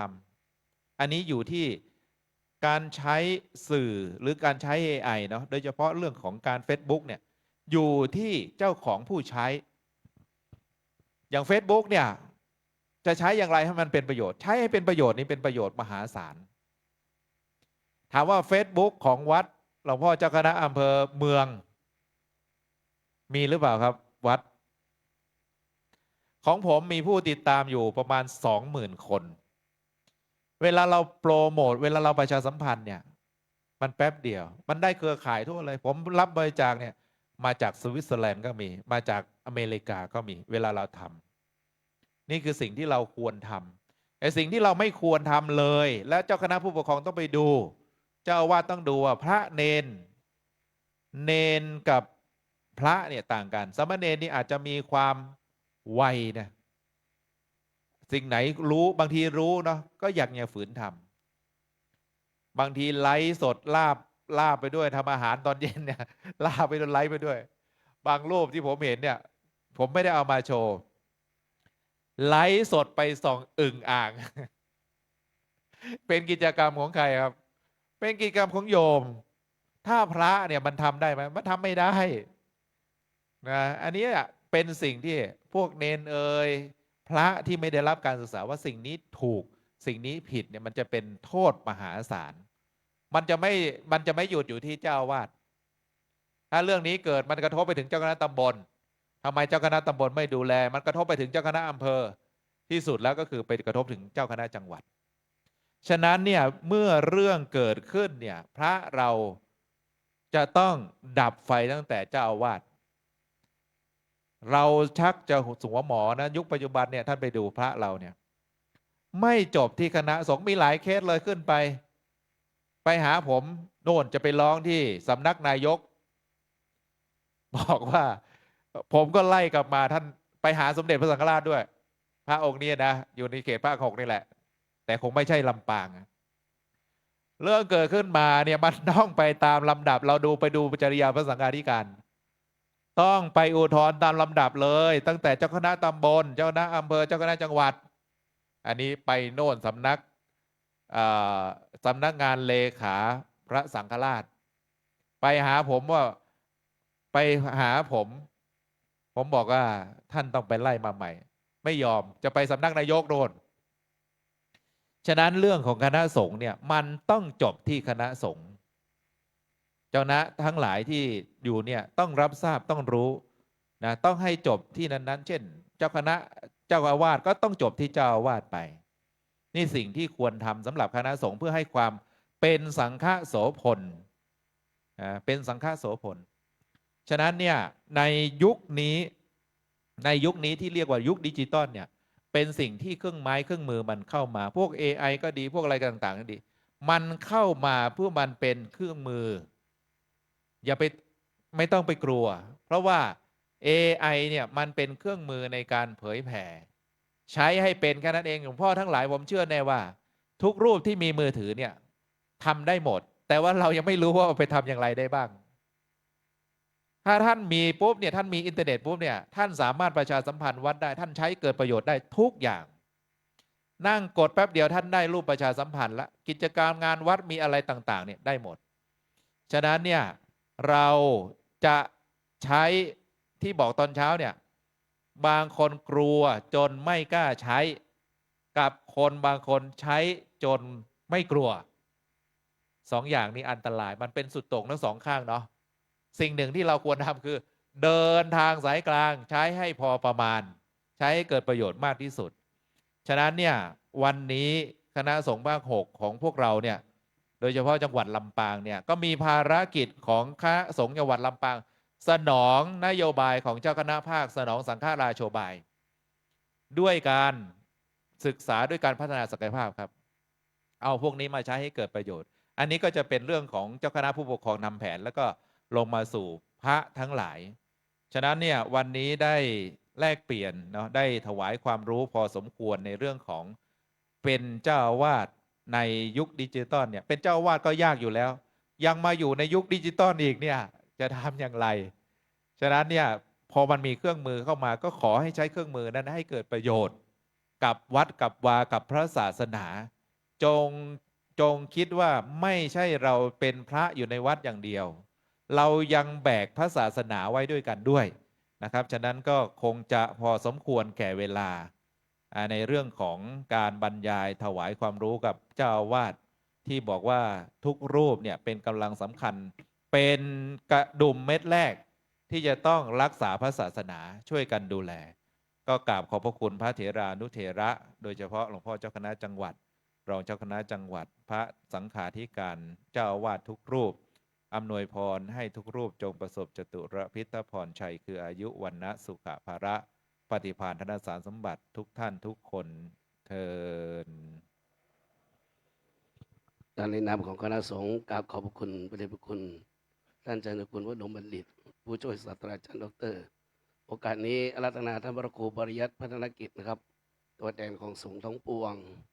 เจ้าคณะอำเภอห้างฉัตรนะครับได้ถวายไตรธรรมครับ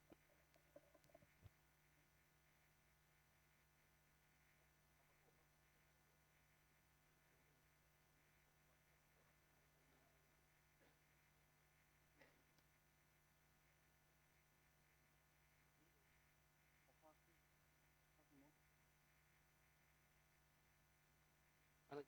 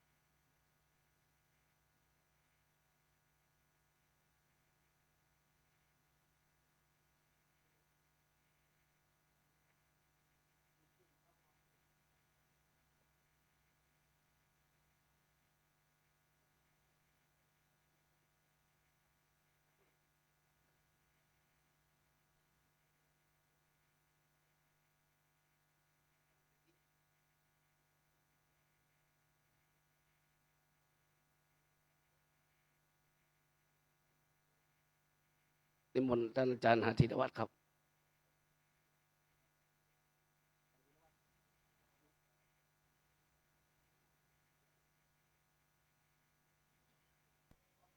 อันนี้ก็ขอเจริญพรท่านผู้อำนวยการสำนักพุทธศาสนาจังหวัดลำปาง ได้ให้ข้อมูลเกี่ยวกับการรับบัญชีของวัด 2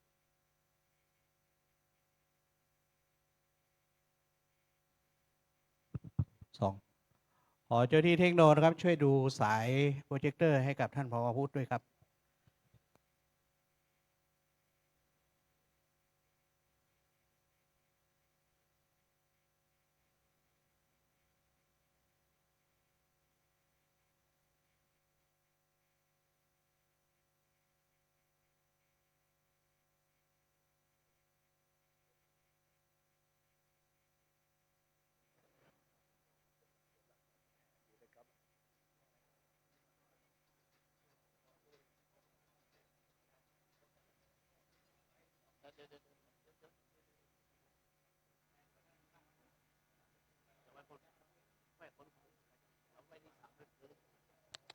รถที่2-3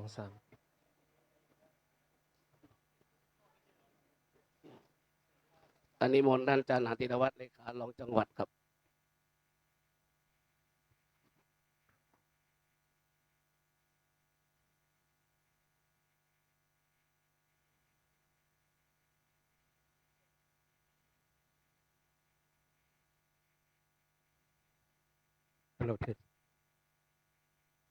ครับกราบนมัสการพระเดชพระคุณหลวงพ่อพระราชจินตวชิราภรณ์เจ้าคณะจังหวัดลำปางนะครับพระวชิราพรโสพลนะครับที่ปรึกษานะครับแล้วก็หลวงพ่อรองจังหวัดนะครับหลวงพ่ออำเภอหลวงพ่อตำบลแล้วก็หลวงพ่อเจ้าวาดทุกรูปนะครับก็วันนี้นะครับผมได้รับมอบหมาย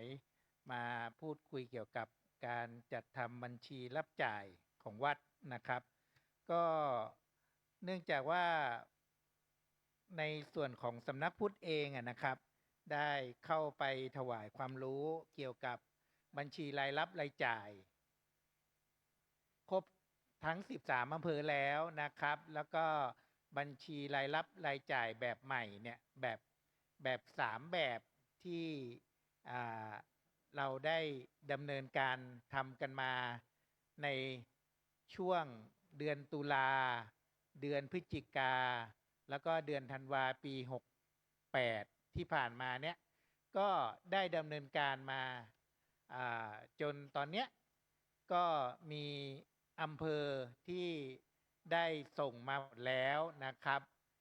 100% อยู่2อำเภอได้แก่อำเภอแม่พริกกับอำเภอวังเหนือนะครับก็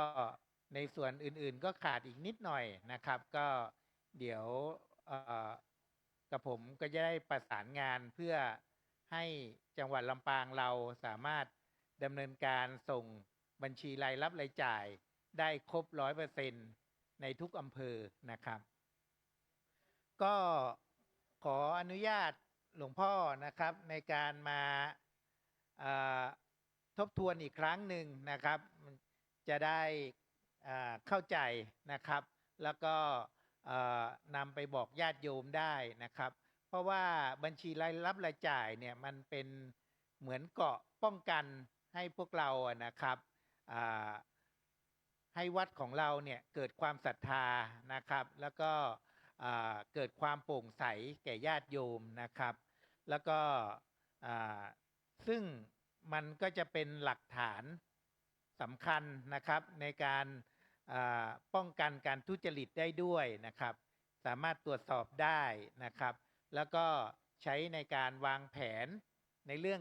เงินทองต่อไปในอนาคตได้นะครับซึ่งกรอบกฎหมายที่เกี่ยวข้องนะครับมี3ประการด้วยกันก็คือ1ก็คือเรื่องพรบคณะสงฆ์อย่างที่หลวงพ่อภาครองภาคได้กล่าวไว้แล้วนะครับมาตรา37 38นะครับแล้วก็มันเริ่มมาตั้งแต่มาตรา31ครับวัดเป็นนิติบุคคลเนาะหลวงพ่อทุกท่านที่เป็นเจ้าอาวาสหรือรักษาการเจ้าอาวาสก็เป็นตัวแทนนิติบุคคล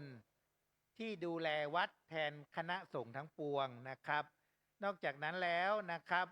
ในเรื่องของอำนาจนะครับในการดูแลกิจการวัดทั้งปวงในมาตรา37นะครับและในมาตรา40ครับศาสนสมบัติมี2อย่างคือศาสนสมบัติกลางกับศาสนสมบัติของวัดหลวงพ่อที่เป็นตัวแทนเจ้าอาวาสวัดนะครับก็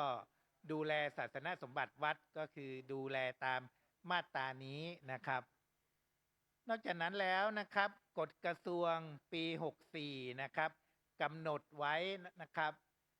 วัดใดที่มีเงินสดในมือเกิน 100,000 บาทนะครับกฎกระทรวงนี้กำหนดให้นำไปฝากธนาคารในบัญชีของวัดเท่านั้นนะครับแล้วก็การจัดทำบัญชีวัดเนี่ยเจ้าอาวาสต้องจัดทำนะครับทั้งเงินรายได้และเงินคงเหลือนะครับแล้วก็อันนี้ใหม่ล่าสุดเลยก็คือมติมหาเถรสมาคมนะครับฉบับที่101/2569นะครับแนวทางการเปิดบัญชีใหม่นะครับอันนี้ฟังผ่านๆคร่าวๆนะครับเดี๋ยวผมจะเข้าไปพูดถึงในรายละเอียดนะครับก็จากที่เคยพูดคุยกันนะครับเงินวัดใช้จ่ายในอะไรได้บ้างใช้จ่ายในภารกิจคณะสงฆ์ทั้งปวง6ด้านใช้จ่ายได้หมดเลยครับไม่ว่าจะเป็นการปกครองการมาประชุมวันนี้นะครับค่าน้ำมูกน้ำมันค่าให้คนขับรถอะไรพวกนี้นะครับใช้เงินวัดได้หมดนะครับภารกิจด้านศาสนศึกษาเผยแผ่สาธารณูปการศาสนสงเคราะห์หรือสาธารณสงเคราะห์ใช้ได้หมดนะครับใช้ในนามของวัดนะครับไม่ได้ใช้ในนามส่วนตัวของหลวงพ่อนะครับนอกจากนี้นะครับเงินรายได้ที่เข้าวัดนะครับตอนนี้ทางมหาเถรสมาคมเนี่ยท่านแบ่งให้วัดแยกเงินรายได้ออกเป็น2ขาครับขาแรกเขาเรียกว่าเงินการกุศลครับขาที่2เขาเรียกว่าเงินผลประโยชน์เงินการกุศลคืออะไรครับคือเงินที่ศรัทธาชาวบ้านเอามาบริจาคให้วัดทั้งหลายนะครับที่อาจจะเป็นระบุเป็นวัตถุประสงค์เช่นค่าน้ำค่าไฟค่าก่อสร้างบำรุงอารามอะไรทั้งหลายพวกนี้นะครับโดยความจริงแล้วนะครับเงินเหล่านี้ที่เป็นลักษณะเงินการกุศลนะครับวัดสามารถออกเป็นใบอนุโมทนาได้นะครับอีกอันหนึ่งครับเราเรียกว่าเงินผลประโยชน์เงินผลประโยชน์คือเงินที่วัดได้จากศาสนสมบัติของวัดมาดำเนินการเช่นถ้าวัดมีที่เช่านะครับอันนี้ก็เป็นเงินผลประโยชน์วัดให้เทศบาลเช่าที่เพื่อก่อสร้างระบบประปาค่าเช่ารายปีถือเป็นเงินผลประโยชน์นะครับ หรือวัดถูกทางรถไฟหรือถนนตัดเสียพื้นที่วัดไปได้ค่าผาติกรรม พวกนี้คือเงินผลประโยชน์ครับ เงินผลประโยชน์นี่ไม่สามารถออกใบอนุโมทนาบัตรได้นะครับ สิ่งที่ต้องออกนะครับก็คือใบเสร็จรับเงินนะครับ ไอ้ที่อยากจะขอความกรุณาทุกวัดในจังหวัดลำปางนะครับ ถ้าเกิดว่าส่วนราชการจะดำเนินการเวรคืนที่วัดหรือผาติกรรมนะครับ ให้ประสานงานติดต่อสำนักพุทธโดยทันทีนะครับ ตอนนี้มีกรณีจังหวัดหนึ่งทางภาคอีสานที่นำเงินผาติกรรมไปใช้ผิดวัตถุประสงค์นะครับ และตอนนี้ยังแก้ไม่ได้นะครับ ก็ขอความกรุณานะครับว่ารีบประสานทางสำนักพุทธจะได้รีบเข้าไปช่วยจัดการและดำเนินการให้ถูกต้องตามมติมหาเถรสมาคมต่อไปครับ อันนี้นะครับที่ผมนำเรียนไปมติใหม่ของมติมหาเถรสมาคมที่เกี่ยวข้องนะครับ ที่เคยไปบรรยายไปบอกว่าบัญชีวัดต้องเปิดในจังหวัดลำปางเท่านั้นมตินี้เอื้อให้สามารถเปิดในจังหวัดที่ติดกันได้ถ้าวัดสะดวกเช่นวัดที่อยู่อำเภองาวถ้าอยากจะเปิดธนาคารกรุงไทยอำเภองาวไม่มีธนาคารกรุงไทยจะเข้ามาในลำปางก็เป็น100 กิโลก็สามารถไปเปิดที่ธนาคารกรุงไทยที่จังหวัดพะเยาได้ประมาณนี้นะครับ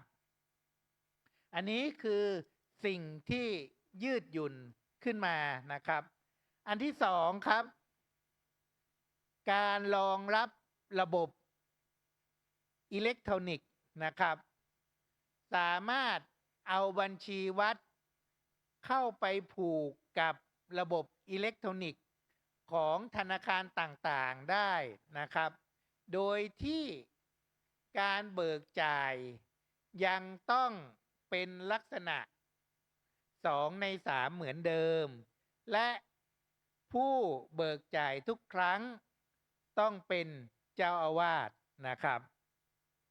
เงื่อนไขในการเปิดบัญชียังเหมือนเดิมครับเจ้าอาวาสเป็นหลักต้องมีไวยาวัจกรและผู้ที่เจ้าอาวาสไว้ใจการดำเนินการยังเหมือนเดิมครับต้องมาที่สำนักพุทธให้สำนักพุทธออกใบนำก่อนจะไปเปิดบัญชีอันนี้รวมถึงการเปลี่ยนแปลงผู้ถือบัญชีด้วยนะครับอันนี้ยังเหมือนเดิมนะครับต่อไปก็คือการทำบัญชีรายรับรายจ่าย3แบบที่เคยไปอบรมมาแล้วนะครับกำหนดวันส่งก็คือวันที่20 มกราของปี 2570นะครับซึ่งก็เป็นการทำบัญชีเป็นลักษณะของรายเดือนของปี 2569เป็นรายเดือนนะครับถ้าบัญชีเงินสดของปี 69ก็มี12 แผ่นก็เริ่มจากเดือนมกราจนถึงเดือนธันวา2569นะครับถ้าเป็นบัญชีธนาคารถ้าวัดมีธนาคารเดียวก็12 แผ่นแล้วก็บัญชีสุดท้ายคือบัญชีรวมนะครับข้อห้ามสำคัญคือห้ามนำเงินวัดไปลงทุนที่ไม่ใช่ในบัญชีธนาคารนะครับไม่สามารถเอาเงินวัดไปเล่นหุ้นไปซื้อ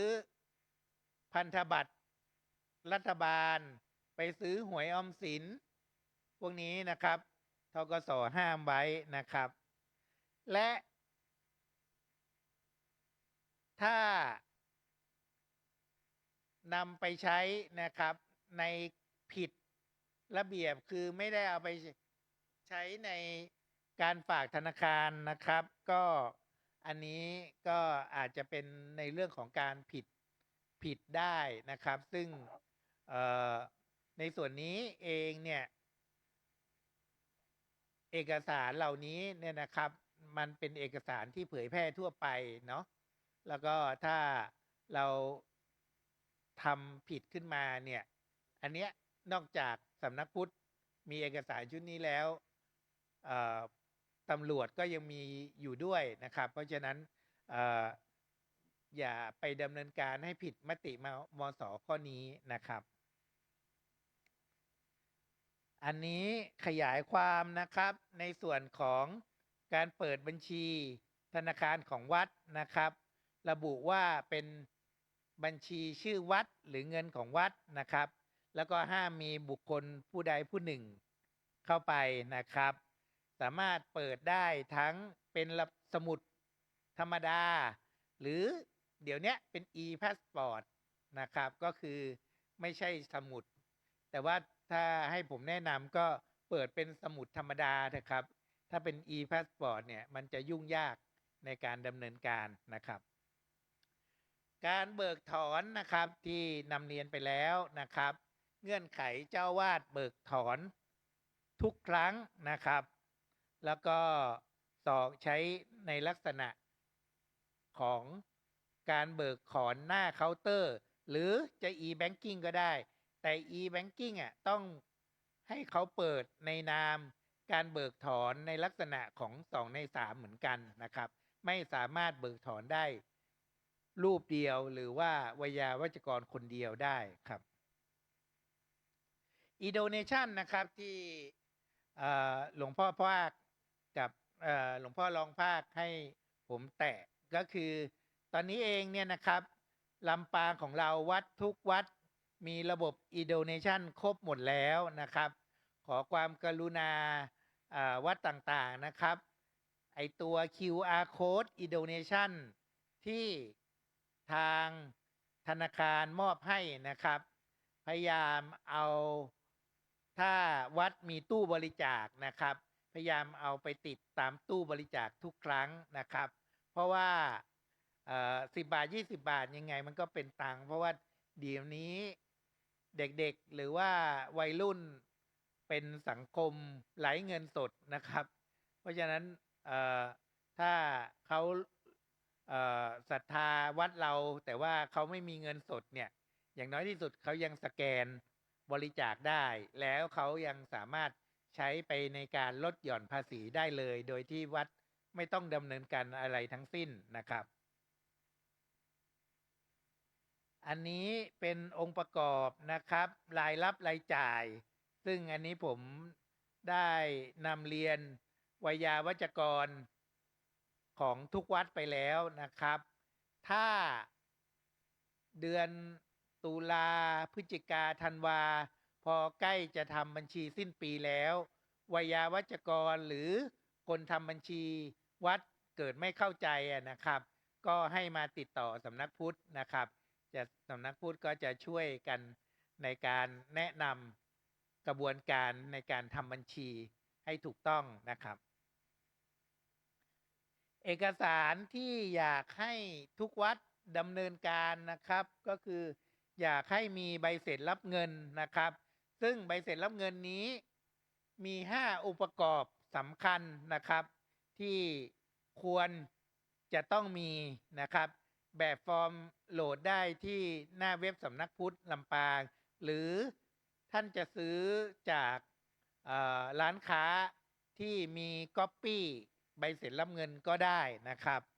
ที่สำคัญเลยต้องมีชื่อผู้รับเงินนะครับมีสถานที่อยู่นะครับวันเดือนปีการรับเงินจริงรายละเอียดกับตัวเงินให้ชัดเจนนะครับได้รับเงินอะไรไปนะครับและจำนวนเงินเนี่ยขออนุญาต2 ส่วนนะครับในส่วนของจำนวนเงินที่เป็นตัวเลข กับตัวอักษรให้ตรงกันนะครับ แล้วก็ที่สำคัญเลยก็ต้องมีลายเซ็นผู้รับเงินนะครับ ถ้าเป็นไปได้ก็ถ่ายสำเนาบัตรประชาชนของผู้รับเงินไว้นะครับ เพราะว่าเนี่ยจะเป็นเอกสารเงินออกของเงินวัดนะครับ เพื่อเราจะได้ไปใช้ในการดำเนินการเป็นหลักฐานว่าวัดได้จ่ายเงินให้ใครบ้างนะครับ บัญชีมาตรฐานนะครับที่สำนักพุทธจะรับในส่วนของวันที่ 20 มกราคม 70 นะครับ บัญชีเงินสด บัญชีเงินฝากธนาคารและรายงานคงเหลือนะครับ อันนี้ก็ที่สำคัญเลยนะครับ ทางท่านเจ้าวาดกับวิยาวัจกรต้องเซ็นรับรองนะครับ ต้องเซ็นรับรองนะครับ ทุกใบนะครับ ทุกใบของทุกเดือนนะครับ วันที่ 20 มกรานะครับในการทำรับรองบัญชีนะครับของปี 69 นะครับ ก็อันนี้เป็นเบอร์โทรสำนักพุทธนะครับ ถ้าเบื้องต้นทางท่านวิยาวัจกรหรือผู้ทำบัญชีวัดนะครับอยากทราบรายละเอียดก็สามารถโทรถามได้นะครับ แล้วก็มีอีเมลกับเว็บไซต์ติดต่อนะครับนี่คือในเรื่องของบัญชีวัดที่ได้รับมอบหมายให้จากหลวงพ่อจังหวัดให้มาพูดคุยนะครับ แล้วก็เมื่อกี้หลวงพ่อภาคนะครับฝากถึงเรื่องนิตยพัฒน์นะครับกราบนำเรียนว่านิตยพัฒน์ของเราเนี่ยถือเป็นจังหวัดที่เหลือตกค้างน้อยที่สุดเป็นลำดับต้นๆของประเทศนะครับ ตกค้างล่าสุดเนี่ยถึงเดือนกรกฎาคมปี 2566 นะครับ ซึ่งบางจังหวัดปี 64 ยังไม่ได้รับก็มีนะครับ ของเราเนี่ยถึงปี 2566 แล้วก็ถึงเดือนกรกฎาคมนะครับหลวงพ่อ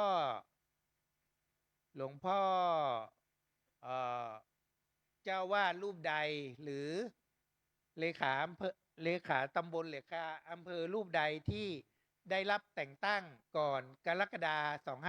2566 แล้วยังไม่ได้รับนิตยพัฒน์เนี่ยขออนุญาตติดต่อสำนักพุทธโดยด่วนนะครับ แต่ว่าถ้าได้รับการแต่งตั้งหลังกรกฎาคม 2566 ก็ในปีนี้เนี่ยยังเหลือจนถึงณขนาดนี้ทั้งสิ้นนะครับประมาณ200กว่ารูปนะครับก็ผมคิดว่าถ้าเอากรอบจากปีที่แล้วเนี่ยใน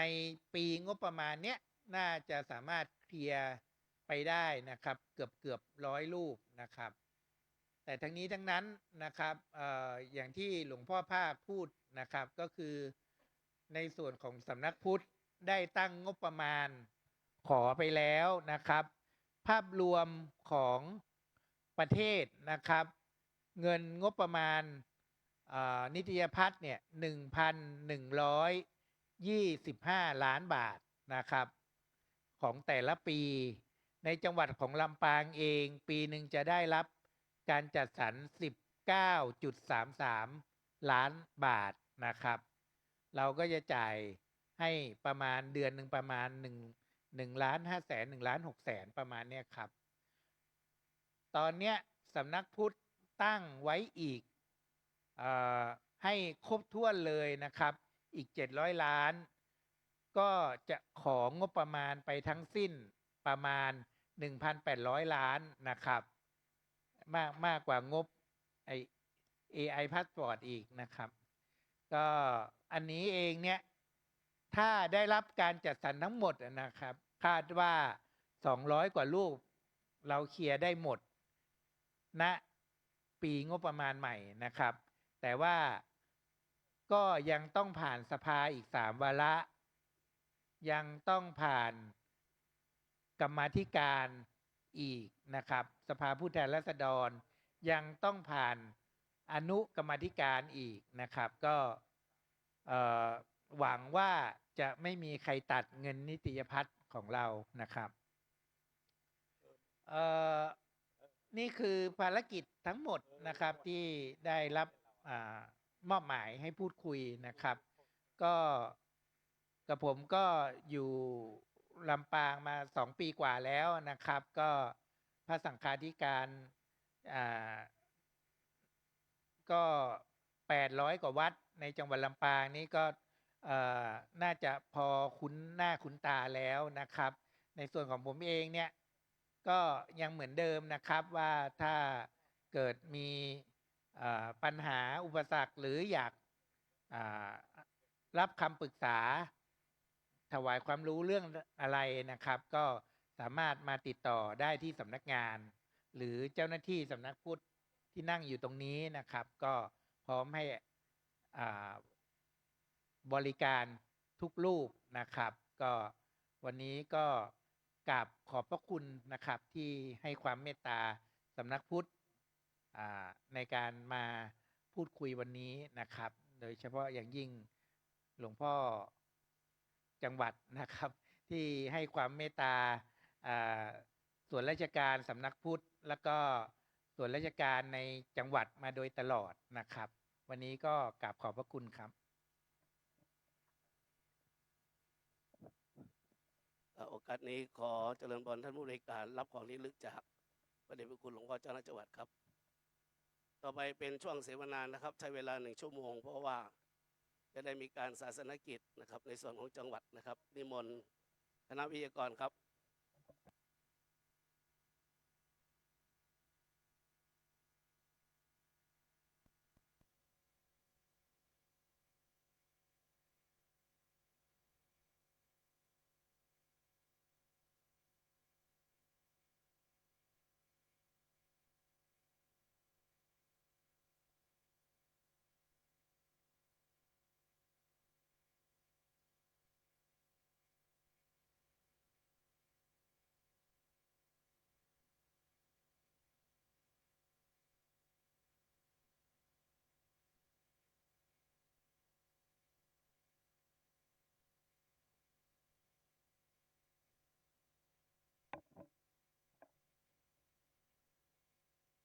ครับในช่วงลำดับต่อไปนี้เป็นการเสวนาการดำเนินงานปฏิรูปกิจการพระพุทธศาสนาทั้ง6ด้านของคณะสงฆ์จังหวัดลำปางนะครับขอกราบอาราธนาหลวงพ่อพระครูอนุสาสน์วรธรรมประธานฝ่ายการปกครองลำดับที่2ขอกราบอาราธนาพระเดชพระคุณพระปิฎกโมลีประธานฝ่ายศาสนศึกษาลำดับที่3ขอกราบอาราธนาพระอาจารย์พระมหานพดลสุวรรณเมธีประธานฝ่ายเผยแผ่4ขอกราบอาราธนาพระครูพิสุทธิ์พัฒนพิธานประธานฝ่ายสาธารณูปการ5ขอกราบอาราธนาหลวงพ่อพระครูวรการโควิดประธานฝ่ายสาธารณสงเคราะห์และ6ขอกราบอาราธนาท่านอาจารย์พระครูสิริรัตนโสภิตด็อกเตอร์ประธานฝ่ายศึกษาสงเคราะห์และปฏิบัติหน้าที่ผู้ดำเนินการเสวนาครับครับขอกราบอนุญาตพระเดชคุณหลวงพ่อเจ้าคณะจังหวัดลำปางรองเจ้าคณะจังหวัดเจ้าคณะอำเภอและเจ้าคณะพระสังฆาธิการทุกรูปนะครับเพื่อเป็นการอนุรักษ์ส่งเสริมนะครับว่าอัตลักษณ์วันนี้เลยเอาเก้าอี้นะครับเก้าอี้หลุยที่พับได้นะครับมีที่เดียวคือมจรของเราแห่งนี้เพื่อที่จะช่วยการสนับสนุนแล้วก็คุยกับท่านผอ.แล้วว่าถ้าเป็นเงินรายได้อะไรจะได้ช่วยจัดตั้งนะครับเป็นกองทุนเพื่อการศึกษาให้กับหลวงปู่นะครับบางท่านบอกว่ามันพับได้ยังไงนะครับขอสาธิตแป๊บนะครับ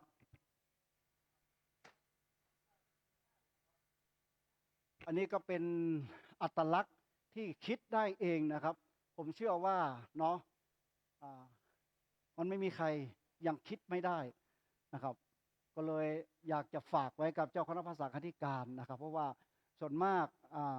ในอนาคตนะครับมจรต้องมีไม่น้อยกว่า100 ตัวนะที่เก็บได้ง่ายขนสะดวก แล้วก็ประหยัดพื้นที่ด้วยครับขอฝากทุกท่านไว้ได้ความเคารพอย่างสูงทุกรูปครับ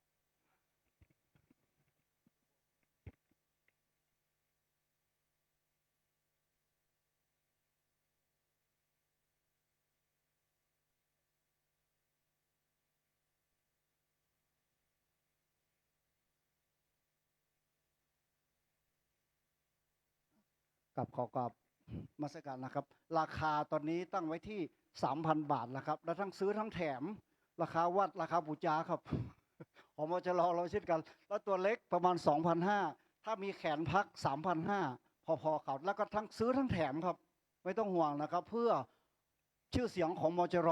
ผมค่านะครับท้าได้ว่ายังไม่มีใครผลิตอย่างนี้มาเลย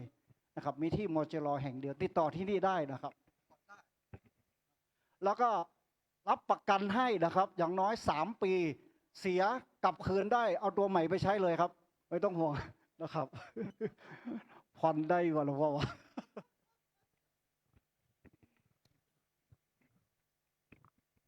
กับถวายความเคารพพระเดชพระคุณหลวงพ่อเจ้าคุณพระราช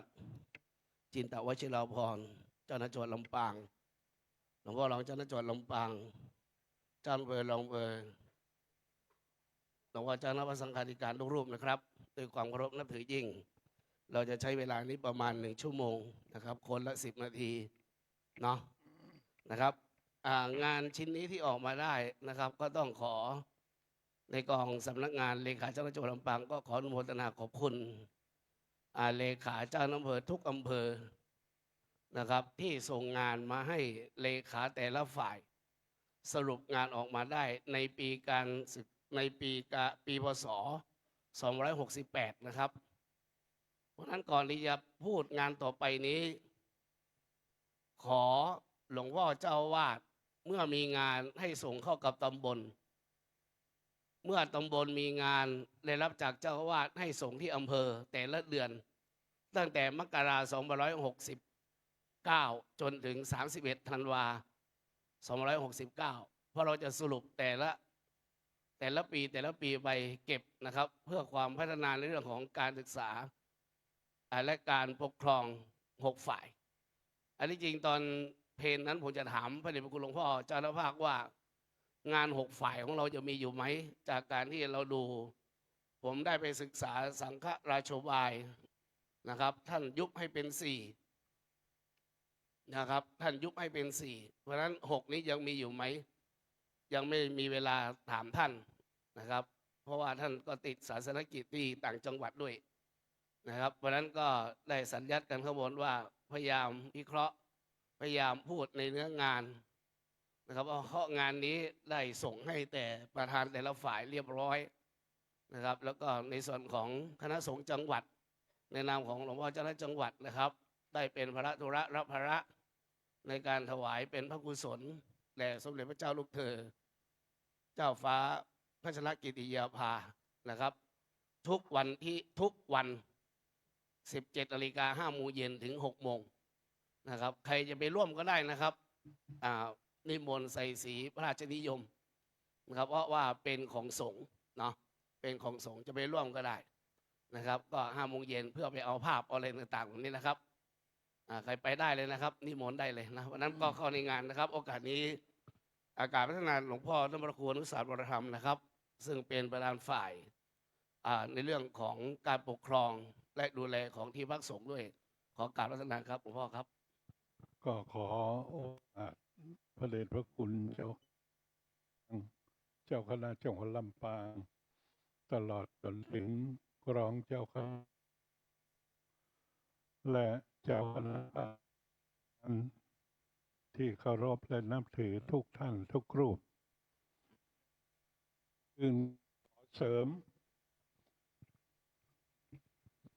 ขอเสริมความคิดได้ของอาจารย์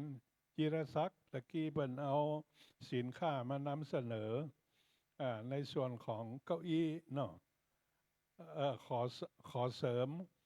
ข ขอเสริมในส่วนของความมั่นคงแข็งแรง ความมั่นคงแข็งแรงนี่ยังบัดเต่าติควรเดี๋ยวดูตามรูปแบบตะกี้น่ะขออันนี้ตีประชุมนี้เนอะครับที่ประชุมวันนี้ก็ถือเป็นนิมิตหมายที่เป็นนิมิตหมายที่ดีประจำปีนะครับ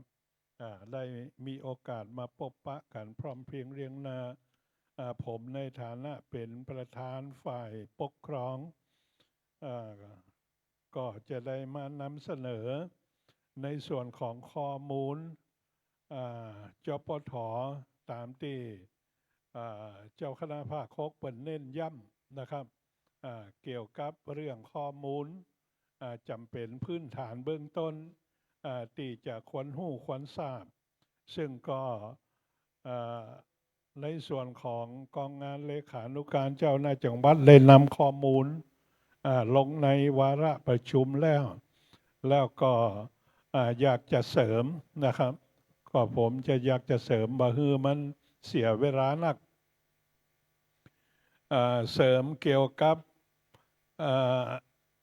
ข้อมูลตัวเลขอะไรอย่างต่างๆที่เป็นงานของงานการปกครองงานการปกครองนี่ข้อมูลตัวเลขนี่มันจะบัลลิงนะครับในแต่ละปีจะบัลลิงปีนี้อาจจะมีข้อมูลที่เปลี่ยนแปลงอย่างเช่นจำนวนพระภิกษุสามเณรปีนี้อาจจะลดหรือว่าปีที่แล้วอาจจะน้อยปีนี้อาจจะเพิ่มแล้วก็ในส่วนของผู้รักษาการแทนเจ้าอาวาสก็ดีเจ้าคณะตำบลก็ดีข้อมูลต่างๆแต่ละด้านนี่มันจะบันนิ่งเพราะฉะนั้นก็ขอเจ้าคณะพระสังฆาธิการได้ดูตามรายการที่ทางเลขาเปิ่นเอาลงในวาระประชุมนะครับซึ่งก็เรื่องที่พิเศษในปีนี้ที่เพิ่มมีขึ้นก็เกี่ยวกับเรื่องของวัดราชได้รับยกฐานะขึ้นเป็นพระอารามหลวงก่อนอื่นก็ขอแสดงความชื่นชมยินดีกับวัดพระธาตุเจ้าลำปางหลวงที่เปิ่นได้รับยกฐานะขึ้นเป็นพระอารามหลวงซึ่งก็ควรที่จะเป็นมาแต่เมินละนะครับพ้องหามาได้รับการยกฐานะขึ้นเป็นพระอารามหลวงแล้วก็ในส่วนของการดำเนินการแต่งตั้งผู้รักษาการแทนเจ้าอาวาสหรือว่าการเสนอแต่งตั้งเจ้าอาวาสพระอารามหลวงก็คงจะเป็นไปตามขั้นตอนของมหาเถรสมาคมนะครับในการที่เจ้าคณะจังหวัดเปิดจะได้ดำเนินการเป็นขั้นเป็นตอนสืบต่อไปแล้วก็ในเรื่องข้อมูลนะครับข้อมูลการปกครองคณะสงฆ์ดูหมายเลขที่48นะครับ48พระวินัยาธิการข้อสุดท้ายพระวินัยาธิการประจำจังหวัด219รูปนะครับอันนี้เขาได้ดำเนินการแต่งตั้งกันมาก็จับเอาเจ้าคณะตำบลเลขาเจ้าคณะตำบลเป็นพระวิทยาธิการโดยตำแหน่งนะครับซึ่งก็จะครบวาระจะหมดวาระปีนี้เลขาจังหวัดจะครบวาระหมดไปปีปลายแล้วครับหมอหมดไปปีปลายแล้วค ร รับบ วาระไปปีปลายละช่วงเป็นจะว่าไปก็เป็นช่วงสุญญากาศช่วงสุญญากาศที่ผมในการเรียนหลวงพ่อตะกี้นะครับก็จะได้ดำเนินการในการแต่งตั้งให้เป็นกิจลักษณะตามระเบียบของคณะสงฆ์สืบต่อไป แล้วก็มีข้อที่จะแจ้งพิเศษเป็นเบื้องต้นครับพระวินัยาธิการเราทั้งหลายว่าปีนี้ในส่วนของทางจังหวัดได้ทำโครงการเสนอขอรับการสนับสนุนทุนในการที่จะอบรม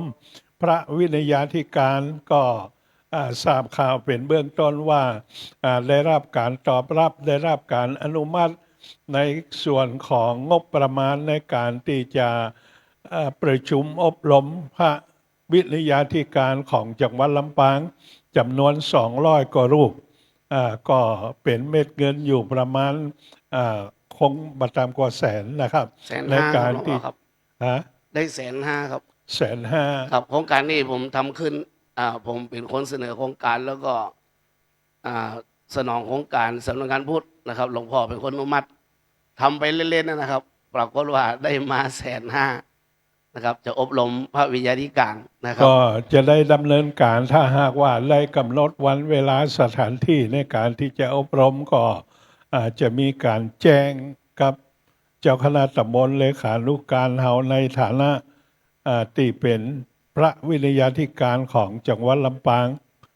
ได้หู้ได้ทราบในโอกาสต่อไปนะครับแล้วก็มันมีเรื่องที่ผมได้รับมอบหมายตามที่กระผมได้รับมอบหมายได้รับแต่งตั้งคือเป็นรองเจ้าคณะจังหวัดลำปางรูปที่4กำกับดูแลเฉพาะอย่างยิ่งเกี่ยวกับที่พักสงฆ์นะครับที่พักสงฆ์ซึ่งที่พักสงฆ์ของจังหวัดลำปางเฮาถึงหมดมีตัวเลขอยู่172ที่พักสงฆ์นะครับนักเหมือนกันแต่ละอำเภอก็แยกเป็นอำเภอเมืองลำปางมี24 แห่ง24 แห่งแล้วอำเภอแม่เมาะมี21 แห่งอำเภอเกาะคามี14 แห่งอำเภองาวมี19อำเภอเถินมี19 แห่งอำเภอห้างชัดมี7อำเภอเมืองปานมี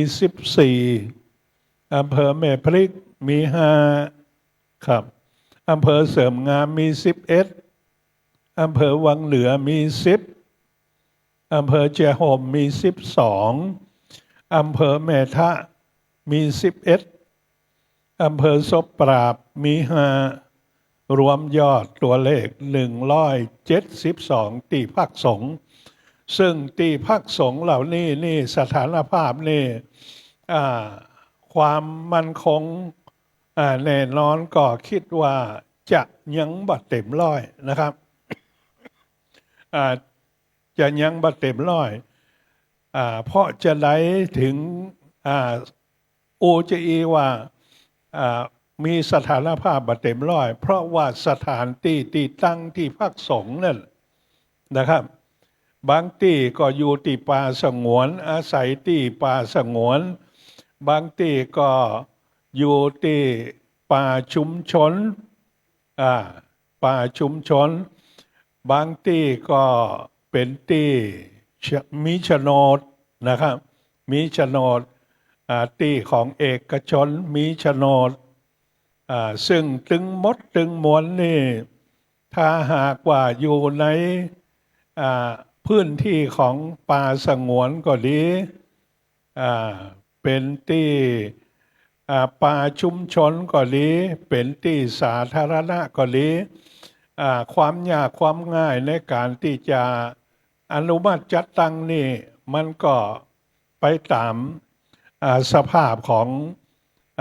ที่ตั้งของที่พักสงฆ์เหล่านี้ซึ่งก็จะเป็นปัญหายากน้อยหนึ่งที่จะง่ายก็คือที่ตั้งที่มีโฉนดอยู่ที่ของเอกชนนี่นะเปิ่นมีศรัทธาประสาทะพร้อมที่จะโอนคือเป็นที่พักสงฆ์ดำเนินการจัดตั้งเป็นวัดเป็นวาเป็นจุดศูนย์รวมในหมู่บ้านได้เพราะฉะนั้นนี่ก็ในส่วนการดูแลการบริหารจัดการเบื้องต้นก็อยากจะฝากไว้กับหลวงพ่อเจ้าคณะตำบลเจ้าของเขตปกครองพื้นที่ของที่พักสงฆ์ตั้งอยู่แล้วก็เจ้าคณะอำเภอ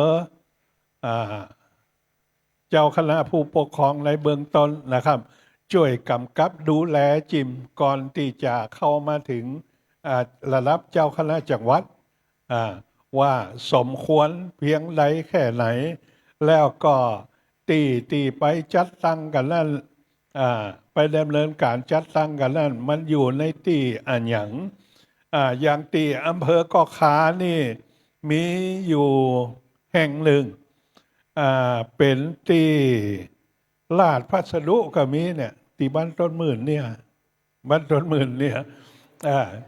ว่าเป็นตีของลาดพัสดุอีนะอันนี้มันก็จะยากเขาบอกสามารถที่จะอนุมัติได้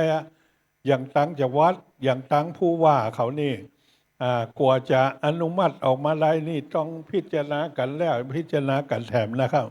อันนี้ก็ขอช่วยเจ้าคณะตำบลแล้วก็เจ้าคณะอำเภอช่วยกันกำกับในเบื้องต้นว่ามันมีความเหมาะสมมากน้อยเพียงใดแค่ไหน แล้วกรณีที่อำเภอห้างชัดที่หนึ่ง มีศรัทธาผู้มีศรัทธาไปหาผม3 คนพร้อมกับตุที่ว่าจะไปจัดตั้งที่พักสงฆ์ผมก็ได้หู้ข้อมูลเบื้องต้นกับท่านเจ้าคณะอำเภอเปิ่นว่าสถานที่ตั้งมันบ่เหมาะสมมันเป็นที่เลี้ยงเป็ดเลี้ยงไก่เลี้ยงหมูเลี้ยงอย่างบ่ฮู้สภาพองค์ประกอบบริบทบดีและก็จะเป็นไปได้ยากเพราะฉะนั้นนี่ในการพิจารณาในเบื้องต้นก็ขอฝากคือหลวงพ่อเจ้าหน้าตำบลกับหลวงพ่อเจ้าหน้าอำเภอได้ช่วยชี้แจงจิมก่อนที่มันจะพดมาหาทางจังหวัดนะครับแล้วก็การออกหนังสือรับรองตีภาคสงฆ์ตะกอนเขาว่าคือทางเจ้าคณะอำเภอเป็นผู้ออกหนังสือรับรองในคราวประชุมเจ้าคณะจังหวัดรองเจ้าคณะจังหวัดเจ้าหน้าอำเภอที่วัดพระแก้วขาวที่แล้วได้ปราลบกันในส่วนของสำนักงานพุทธศาสนาจังหวัดบอกว่าเป็นหน้าที่ของเจ้าคณะจังหวัดในการที่จะออกหนังสือรับรองแต่ในส่วนอันนี้เป็นความหันส่วนตัวของผมนะครับผมว่าออกในส่วนของเจ้าคณะอำเภอแถมจันหนึ่งจะดีเป็นพื้นฐานบทเบื้องต้นก่อนเป็นการกรองก่อนจะขึ้นถึงเจ้าคณะจังหวัดก่อนขึ้นมาถึงเจ้าคณะจังหวัดเจ้าคณะจังหวัดเปิดก็จะได้มั่นใจว่าผ่านการกรองจากเจ้าคณะอำเภอเจ้าคณะตำบลในพื้นที่เบิ่นแล้วจะได้มีความมั่นใจแล้วนะครับอันนี้ก็ขอฝากว่าจิมเป็นการเพิ่มความมั่นใจเพราะว่าในส่วนของการจัดตั้งที่พักสงฆ์นั่นเขาก็ช่วยกันที่ไหนมันเหมาะมันควรเนาะที่ไหนมันสภาพมันควรจะมีวัดมีวาอีนะดีกว่าว่ามันมีโบสถ์ขึ้นมามีมัสยิดของอิสลามขึ้นมาอย่างนี้เป็นต้นถ้าว่าไปปล่อยปละละเลยมันจะมีการแทรกการแซงนะครับบางทีก็นอกนิกายมีการแทรกการแซงอย่างเฮาประสบกันอยู่ถึงวันเนี่ยบางทีก็ไปสร้างความแตกแยกในส่วนของศรัทธาบ้านหนึ่งจองหนึ่งแทนที่จะมีวัดเดียวกับเป็น2 วัดศรัทธาแบ่งกันเป็นก๊กเป็นเราเป็นฝ่ายอย่างนี้เป็นต้น อันนี้ก็ขอฝากไว้เลยเป็นเบื้องต้นอันเกี่ยวกับ สถานที่ตั้งของที่พักสงฆ์แล้วก็ในส่วนของงานปกครองแถมส่วนหนึ่งเกี่ยวกับเรื่องของอธิกรณ์อย่างต่างๆแต่เจ้านี่ก็พระเดชพระคุณเจ้าคณะภาคเป็นได้กล่าวไปรอบหนึ่งแล้วว่าก็ขออาศัย ตั้งวัดตั้งเจ้าอาวาสหรือตั้งเจ้าคณะตำบลถ้าหากว่าอธิกรณ์เรื่องราวอันอย่างต่างๆมันเกิดขึ้นถ้าหากว่าอยู่ในอำนาจหน้าที่ของเจ้าอาวาสก็ขอให้ได้เอาใจใส่โดยกำกับของเจ้าคณะตำบลโดยถ้าหากว่ามันอยู่ในขอบข่ายของเจ้าคณะตำบลก็ขอหลวงพ่อได้ช่วยกำกับบ่ฮือมันบานปลายนะครับ เพราะจังหวัดลำปางนี่เฮานี่ก็ส่วนมากนี่ก็อธิกรณ์อย่างต่างๆที่เกิดขึ้นก็ที่จะเล็ดลอดมาถึงระดับจังหวัดนี่มันก็มีน้อยกระเซ็นก็สายมาส่วนมากก็เจ้าคณะพระสังฆาธิการเฮาก็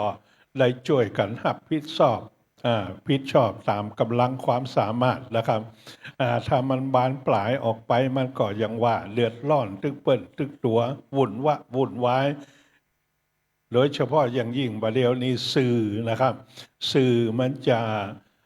เข้ามามีบทบาทในชีวิตประจำในสังคมของวัดในสังคมของบ้านมันไปเหลียวอย่างที่เฮาฮู้เนี่ยแหละมันไปเหลียว ก็ขอฝากไว้เถอะแล้วก็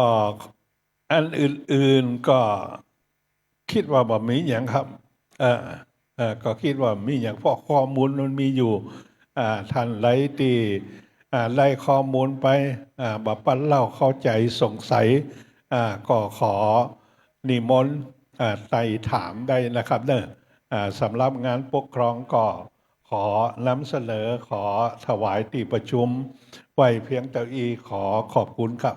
ครับขอบคุณท่านหลวงพ่อธรรมรกวรุศาสตร์วรธรรมนะครับโอกาสต่อไปนิมนต์อาจารย์เจ้าคุณปิฎกโมลีครับ ขอถวายความเคารพพระเดชพระคุณหลวงพ่อเจ้าคณะจังหวัดลำปางหลวงพ่อที่ปรึกษาเจ้าคณะจังหวัดลำปางหลวงพ่อเจ้าหน้าอำเภอที่ปรึกษาเจ้าคณะอำเภอท่านเจ้าคณะพระสังฆาธิการเพื่อนสาธมิกทุกรูปนะครับ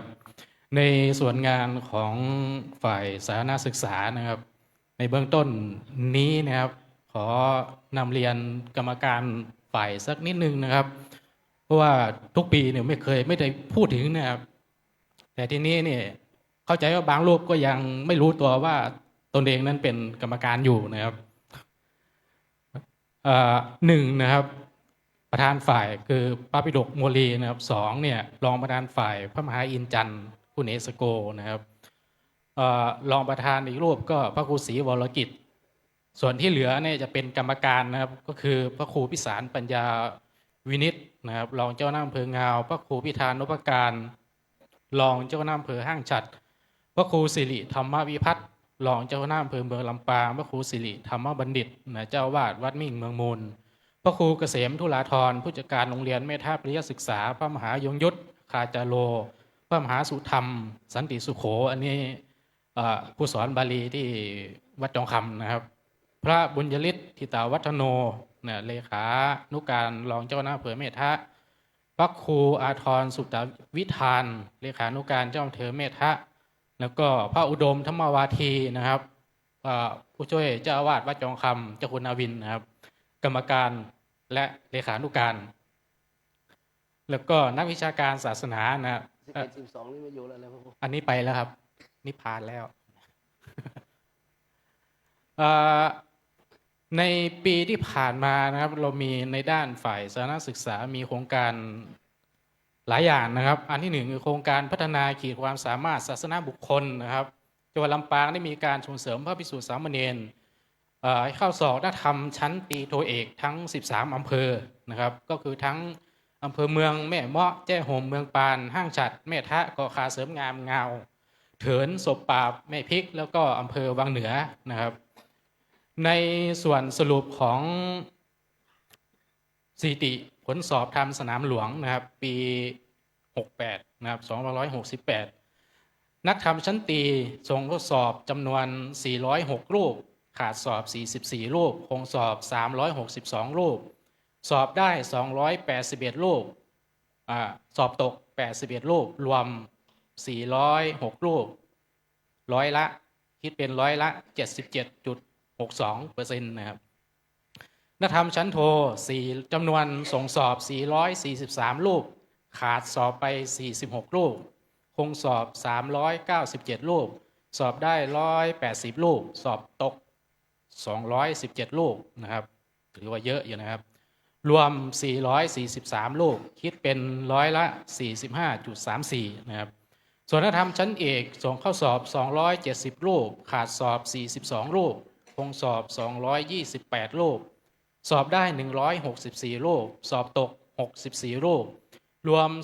270รูปนะครับคิดเป็น71.92%นะครับในส่วนของสถิติสอบบาลีสนามหลวงนะครับประจำปีพุทธศักราช2569นะครับต้องเป็น69ชั้นประโยค 1-2 ส่งเข้าสอบ109รูปสอบได้15รูปใจหายเลยนะครับประโยคปด3ส่งสอบ7รูปสอบได้3รูปประโยคปด4ส่งสอบ16รูปสอบได้9รูปประโยค5ส่งสอบ8รูปสอบได้1รูปประโยคปด6ส่งสอบ1รูป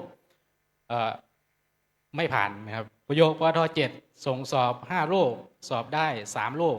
ประโยคปด8ส่งสอบ8รูปสอบได้5รูปนะครับประโยคปด9ส่งสอบ1รูปสอบได้ไม่มีนะครับก็รวมทั้งหมด155รูปสอบได้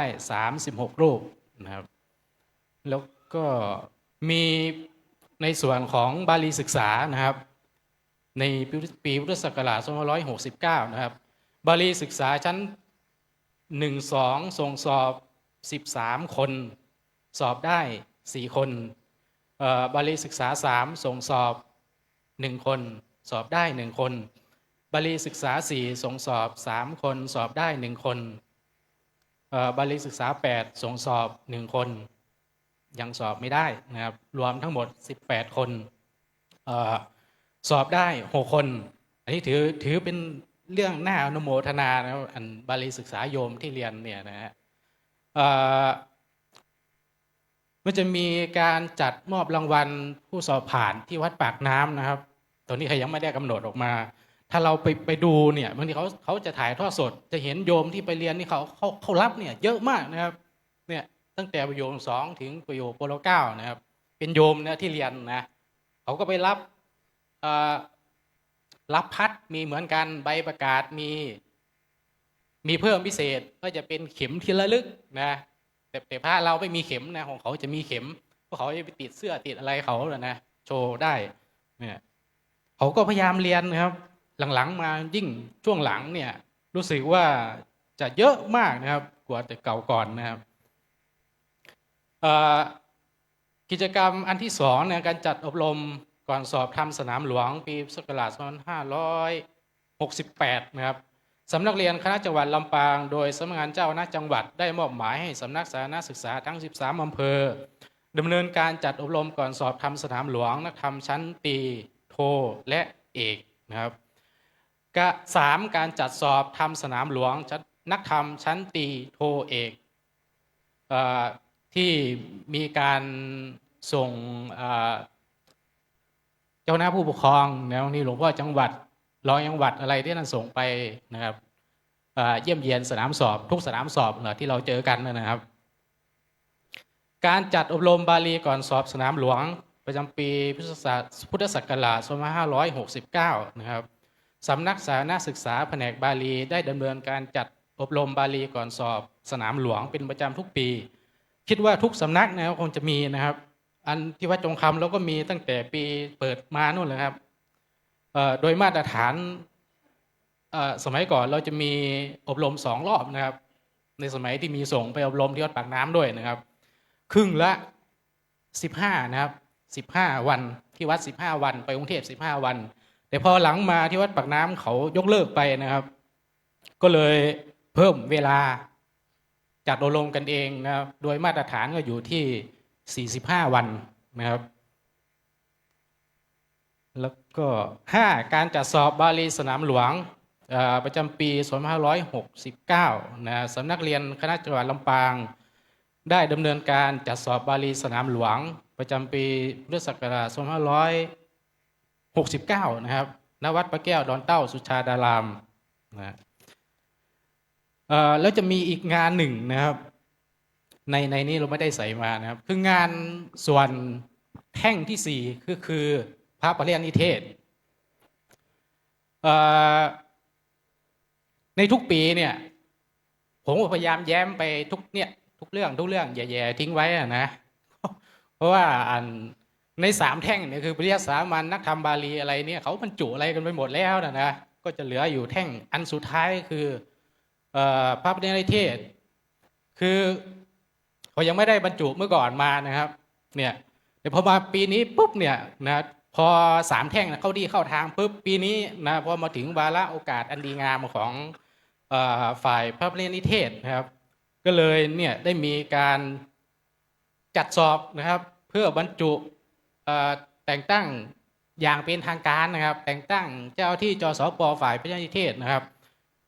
268อัตรานะครับเฉพาะคณะสงฆ์หนเหนือเนี่ยนะ43อัตราบวก1นะครับและมีประจำศูนย์จังหวัดอีก1เนี่ยได้กำหนดสอบไปแล้วนะครับเมื่อวันที่7พฤษภาคม2569ที่ผ่านมาเนี่ยสดๆร้อนๆนะครับแล้วประกาศชื่อไปแล้วนะครับเมื่อวันที่11พฤษภาคม2569ซึ่งประกาศปุ๊บก็มีการยืนยันตัวตนว่าคุณเป็นเจ้าหน้าที่รัฐโดยสมบูรณ์แบบนะครับนั่นหมายความว่ามันจะมีนิตยพัฒน์ตามหลังมาให้นะครับในส่วนของจังหวัดลำปางเราเนี่ยเคาะไปเคาะมานะจากเดิมเมื่อก่อนมี9รูป10รูปนะมันก็เนี่ยเมื่อเช้าที่หลวงพ่อภาคท่านพูดไปมันทับซ้อนกันอยู่นะฮะหายไปสุดท้ายเหลือส่งสอบ5รูปนะครับจังหวัดลำปางก็ยังดีนะครับบางจังหวัดไม่มีเลยนะวันนั้นที่ไปสอบเนี่ยคือเขามีคนมีแต่ว่ามันทับซ้อนกันนะครับก็เลยไม่สามารถบรรจุมาสอบตรงนี้ได้ก็เลยโอกาสนั้นหายไปเลยนะ5รูปนะครับวันนั้นนะทราบว่าก็ผ่านทั้ง5รูปนะในส่วนของพระปริยนิเทศที่บรรจุเป็นเจ้าหน้าที่จสป.อย่างสมบูรณ์แบบนะสรุปสุดท้ายนะครับในส่วนของสำนักสาธารณศึกษาแผนกบาลีนะครับของจังหวัดลำปางเราเนี่ยปัจจุบันมีจำนวน6แห่งนะครับสำนักสาธารณศึกษาแผนกธรรมมีจำนวน17แห่งครูนักธรรมหมายถึงที่ขึ้นทะเบียนเรียบร้อยนะเป็นจสป.เนี่ยมีจำนวน26รูปครูบาลีมีจำนวน9รูปและอันสุดท้ายสุดที่บอกไปเมื่อกี้นะคือพระปริยนิเทศนะจำนวน5รูปซึ่งในวาระโอกาสต่อไปเนี่ยเขาก็จะเปิดเป็นระยะนะถ้าหากว่าโควต้ายังมีอยู่เนี่ยเขาจะเปิดสอบคัดเลือกไปเรื่อยๆเพราะว่ารู้สึกวันนั้นมันยังขาดอยู่ใน268อัตรานี่ไม่ได้หมายความว่ามันจะเต็มแล้วนะมันก็ขาดทั่วประเทศสำรวจจะไม่เต็มตัวนี้นะเขาจะเปิดหลายรูปหลายท่านนะถ้ายังเรายังว่างอยู่อย่างนี้นะมีศักยภาพนะเขามีคุณสมบัตินะเพื่อไปตรวจสอบดูนะครับในเว็บไซต์มีนะที่จะสามารถสมัครเป็นเจ้าที่ทั้งครูสอนนักธรรมบาลีหรือเจ้าที่จสป.เนี่ยนะเพื่อนะไปสอบบรรจุกับเขานะก็จะได้มีนิยพัฒน์บรรจุเป็นคล้ายข้าราชการนะครับแต่ว่าต้องทำงานด้วยนะฮะไม่ใช่บรรจุลอยๆอยู่เฉยๆก็ไม่ได้นะเขาก็ไม่ได้ให้เหมือนกันเพราะว่าแต่ละเดือนเนี่ยเขาจะต้องมีรายงานนะส่งรายงานว่าเราทำอะไรไปบ้างนะทั้งครูสอนนักธรรมบาลีเนี่ยเพราะฉะนั้นถ้ามั่นใจนะว่าเรามีคุณสมบัติพอละที่เขาประกาศเนี่ยนิมนต์เลยนะครับมันเป็นโอกาสของเรานี่ขอประชาสัมพันธ์ฝากไว้ในช่วงสุดท้ายก็ขอย ยุติการนำเสนอแต่เพียงเท่านี้ครับผม ครับครับขอบคุณท่านอาจารย์สกุลปิฎกโมลีในส่วนของพระปริยเทศนะครับถ้าตำแหน่งซับซ้อนก่อนก็ไม่ได้นะครับเหมือนผมเมื่อก่อนก็เป็นมาเกือบ30 กว่าปีนะครับตำแหน่งซับซ้อนผู้อำนวยการโรงเรียนก็สละไปทราบข่าวว่าพระปริยเทศจะแสดงตัวตนครั้งสุดท้ายและรับค่าตอบแทนวันที่12 ถึง 14หรือเปล่าใช่ไหมจังนะ12 ถึง 4 กรกฎาคมนะครับที่พุทธมณฑลยืนยันตัวตนแล้วก็โอนตังเข้าบัญชี ถ้าไม่ได้15,000ก็22,000นะครับต่อปีนะครับต่อเดือนโทษต่อเดือนแต่ได้12 เดือนครับจริยาจาก12,000ได้เหลือ700นะครับครูนักธรรมนะครับเพิ่มเป็น37เนาะล่าสุดก็ที่แม่พริกนะครับขออนุญาตหลวงพ่อให้ส่งเพราะแม่พริกไม่มีครูจสปนักธรรมแต่มีนักเรียนเข้าสอบนะครับเกือบ20 กว่ารูปรวมทั้ง3แล้วนะครับก็มีประสานงานกับท่านเลขาท่านก็เมตตาส่งนะครับพระในเขตปกครองไปนะครับนอกนั้นก็คงจะแล้วในส่วนของครูจสปนักธรรมนะครับเขาไม่ให้เกิน75 ชั่วโมงละ200เดือนหนึ่งก็15,000ส่วนบาลีนี่88 ชั่วโมงก็จะคุณเนาะจะคุณดมนะครับก็เดือนหนึ่ง18,000นะครับ9 เดือนนะครับนี่คือในการสรุปนะครับเพราะว่าได้ประสานงานกับท่านอาจารย์ชุติภักดิ์ตลอดนะครับเป็นผู้อำนวยการนะครับและต่อไปก็จะเป็นงานเผยแผ่นะครับท่านอาจารย์ธนพดลสวนเมธีครับนิมนต์ครับ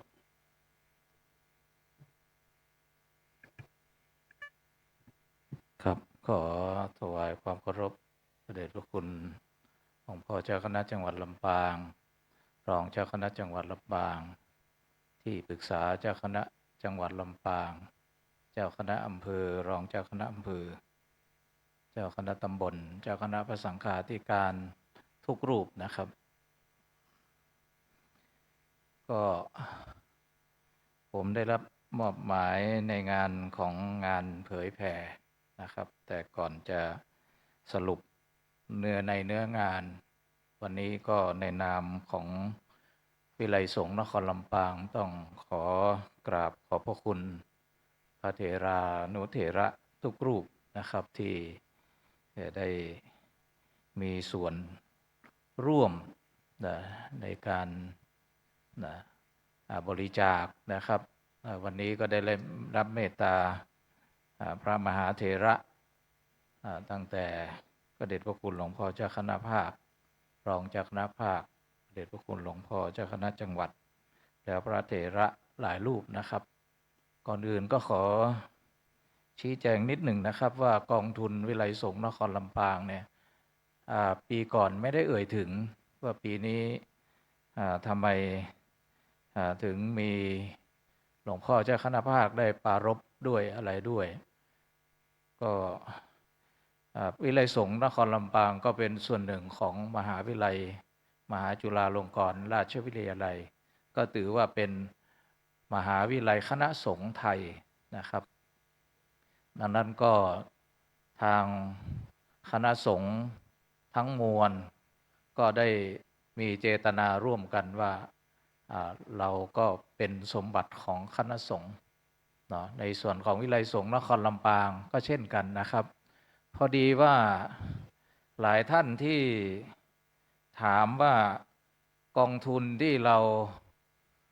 ได้ระดมทุนค่านิยพัฒน์ปีละเดือนตอนนั้นรู้สึกว่าปี2 ปีที่เริ่มต้นมันไปไหนนะครับที่พูดง่ายๆว่าเอามาเป็นหลักประกันที่เราตั้งวิไลสงฆ์นะครับถ้าเป็นวิไลสงฆ์นั่นก็10 ล้านถ้าวิทยาเขตนั่นก็15 ล้านนะครับตรงนี้ผมขอทำความเข้าใจที่ได้รับเมตตาจากมหาเถระได้เป็นตัวแทนเนาะได้มาช่วยกันได้มาบริหารวิไลสงฆ์แห่งนี้นะครับก็ขอได้ชี้แจงในส่วนนี้นะครับว่าเงินกองทุนเริ่มแรกที่10 ล้านน่ะก็ในส่วนของวิไลสงฆ์เรา โดยพระเดชพระคุณหลวงพ่อพระราชธรรมลังการนะครับที่ท่านได้เป็นองค์ปฐมที่ขับเคลื่อนเกี่ยวกับวิไลสงฆ์นครลำปางท่านก็เมตตาให้ใช้ในนามมูลนิธิวัดบุญยวาสแล้วก็วงเล็บวิไลสงฆ์นครลำปางนะครับแล้วก็เงินที่แสดง10 ล้านที่เพื่อตั้งวิไลสงฆ์ครั้งนั้นก็ใช้ส่วนนี้นะครับภายใต้อันเดอร์ของมูลนิธิแล้วก็วงเล็บวิไลสงฆ์นครลำปางแล้วทำให้ส่วนกลางได้เห็นว่าลำปางได้มีกองทุนเนี่ยโชว์อยู่ก็เลยอนุญาตได้ตั้งวิไลสงฆ์นครลำปางแล้วก็เงินปัจจัยที่เราทอดผ้าป่าด้วยเงินบริจาคด้วยอะไรก็จะเข้ากองนี้นะครับแล้วก็มีช่วงหนึ่งที่ได้สร้างหอประชุมแห่งนี้นะครับได้รับงบประมาณจากกองทุนแม่เมาะมา15 ล้านแล้วก็ทางแม่เมาะเขาก็บอกว่าถ้าทำได้เสมอต้นเสมอปลายอะไรเนี่ยเขาอาจจะให้ทุกปีอะไรทำนองนี้นะครับพอดีว่าพอได้15 ล้านมามันติดขัดเรื่องบริษัทรับเหมานะมันก็ขาดเกินแล้วก็เป็นจังหวะคาบเกี่ยวแล้วก็มีการฟ้องร้องกันมันก็ทำให้สะดุดไปนะครับสะดุดไปตรงที่สะดุดนี่แหละมันคลาคาซังเนาะทางกรรมการมูลนิธิก็ได้เห็นว่าอยากให้มันเรียบร้อยได้ใช้ประโยชน์ได้ก็เลยได้ใช้เงินจำนวนนั้นเอามาบูรณะเติมต่อยอดจากของสมาคมของกองทุนแม่เมาะนะครับเป็น10 ล้านก็เอามาเติมที่นี่มูลนิธิให้อีกประมาณรู้สึกว่า600,000นะครับต่อไปจนสำเร็จลุล่วงไปตรงนี้แล้วพอดีว่ามันวิไลสงฆ์ในสถานที่ต่างๆก็เกิดปัญหานะครับเกิดปัญหาเรื่องนี่แหละว่าหลายที่ทางส่วนกลางเขาก็เลยเข้มงวดในเรื่องของบัญชีในเรื่องของอะไรเนี่ยนะครับก็เลยว่าต่อไปเนี้ยทางวิไลสงฆ์ทางหน่วยบริการทั้งหลายแหละไปทำบัญชีมาที่มีหลายบัญชีให้ตัดเหลือ4 บัญชีที่เกี่ยวกับเงินเดือนแต่ก่อนนี่เขาจะโอนมาเป็นเงินก้อนแล้วปรากฏว่าบางที่ไม่โปร่งใสก็เอาเงินไปใช้แล้วก็กลายเป็นว่าเจ้าหน้าที่บางท่านก็ไม่ได้รับเงินเดือนมีการฟ้องร้องกันขึ้นก็เป็นเหตุที่มาว่าทางส่วนกลางให้นโยบายเลยว่าต่อไปเนี้ยเงินเดือนเจ้าหน้าที่ก็จะโอนเข้าบัญชีนี้งบลงทุนในการสร้างอาคารก็บัญชีนี้แล้วก็บัญชีที่ประกันความเสี่ยงก็คือต้องมีทางส่วนกลางเขาต้องมีแต่ปรากฏว่าวิไลสงฆ์เราก็เอาเงินส่วนนี้มาบูรณะหอประชุมแห่งนี้แล้วเราก็ไม่ได้อันนี้นะครับไม่ได้ปิดบังอะไรก็เลยตัดสินใจได้ไปคุยกับส่วนกลางได้ปรึกษากับหลวงพ่อเจ้าคณะจังหวัดซึ่งเป็นกรรมการประจำวิทยาลัยด้วยหลวงพ่อเจ้าคณะภาคด้วยก็ไม่ได้ปิดบังอะไรนะครับ ว่าปัญหามันเกิดอย่างนี้แล้วส่วนกลางเขาก็บอกว่ามันมีอะไรยังไงเขาก็แนะนำดีนะครับเขาบอกว่าเอาอย่างนี้ดีไหมทุกปีก็ช่วยกันหาเข้ามาให้มันเป็นหลักประกันแล้วเงินจำนวนเนี้ยวันข้างหน้าไม่จำเป็นก็อย่าใช้ถ้าจะใช้ต้องผ่านคณะกรรมการประจำวิทยาลัยก็เลยคุยกับส่วนกลางว่าเดี๋ยวนี้ทางมูลนิธิเขาโดยหลวงพ่อพระครูอนุสาสตร์ท่านก็เป็นคณะกรรมการประจำวิทยาลัยด้วยท่านก็รับทราบว่ามันมีเหรียญที่ตั้งต้นนะครับตั้งต้นสร้างมหาลัยเนี่ยก็มีเหรียญอยู่ที่มูลนิธิดูแลอยู่และมูลนิธิเขาก็มอบมาให้วิไลสงฆ์แล้วก็คณะกรรมการบอกว่ามีคณะกรรมการคุมเสีย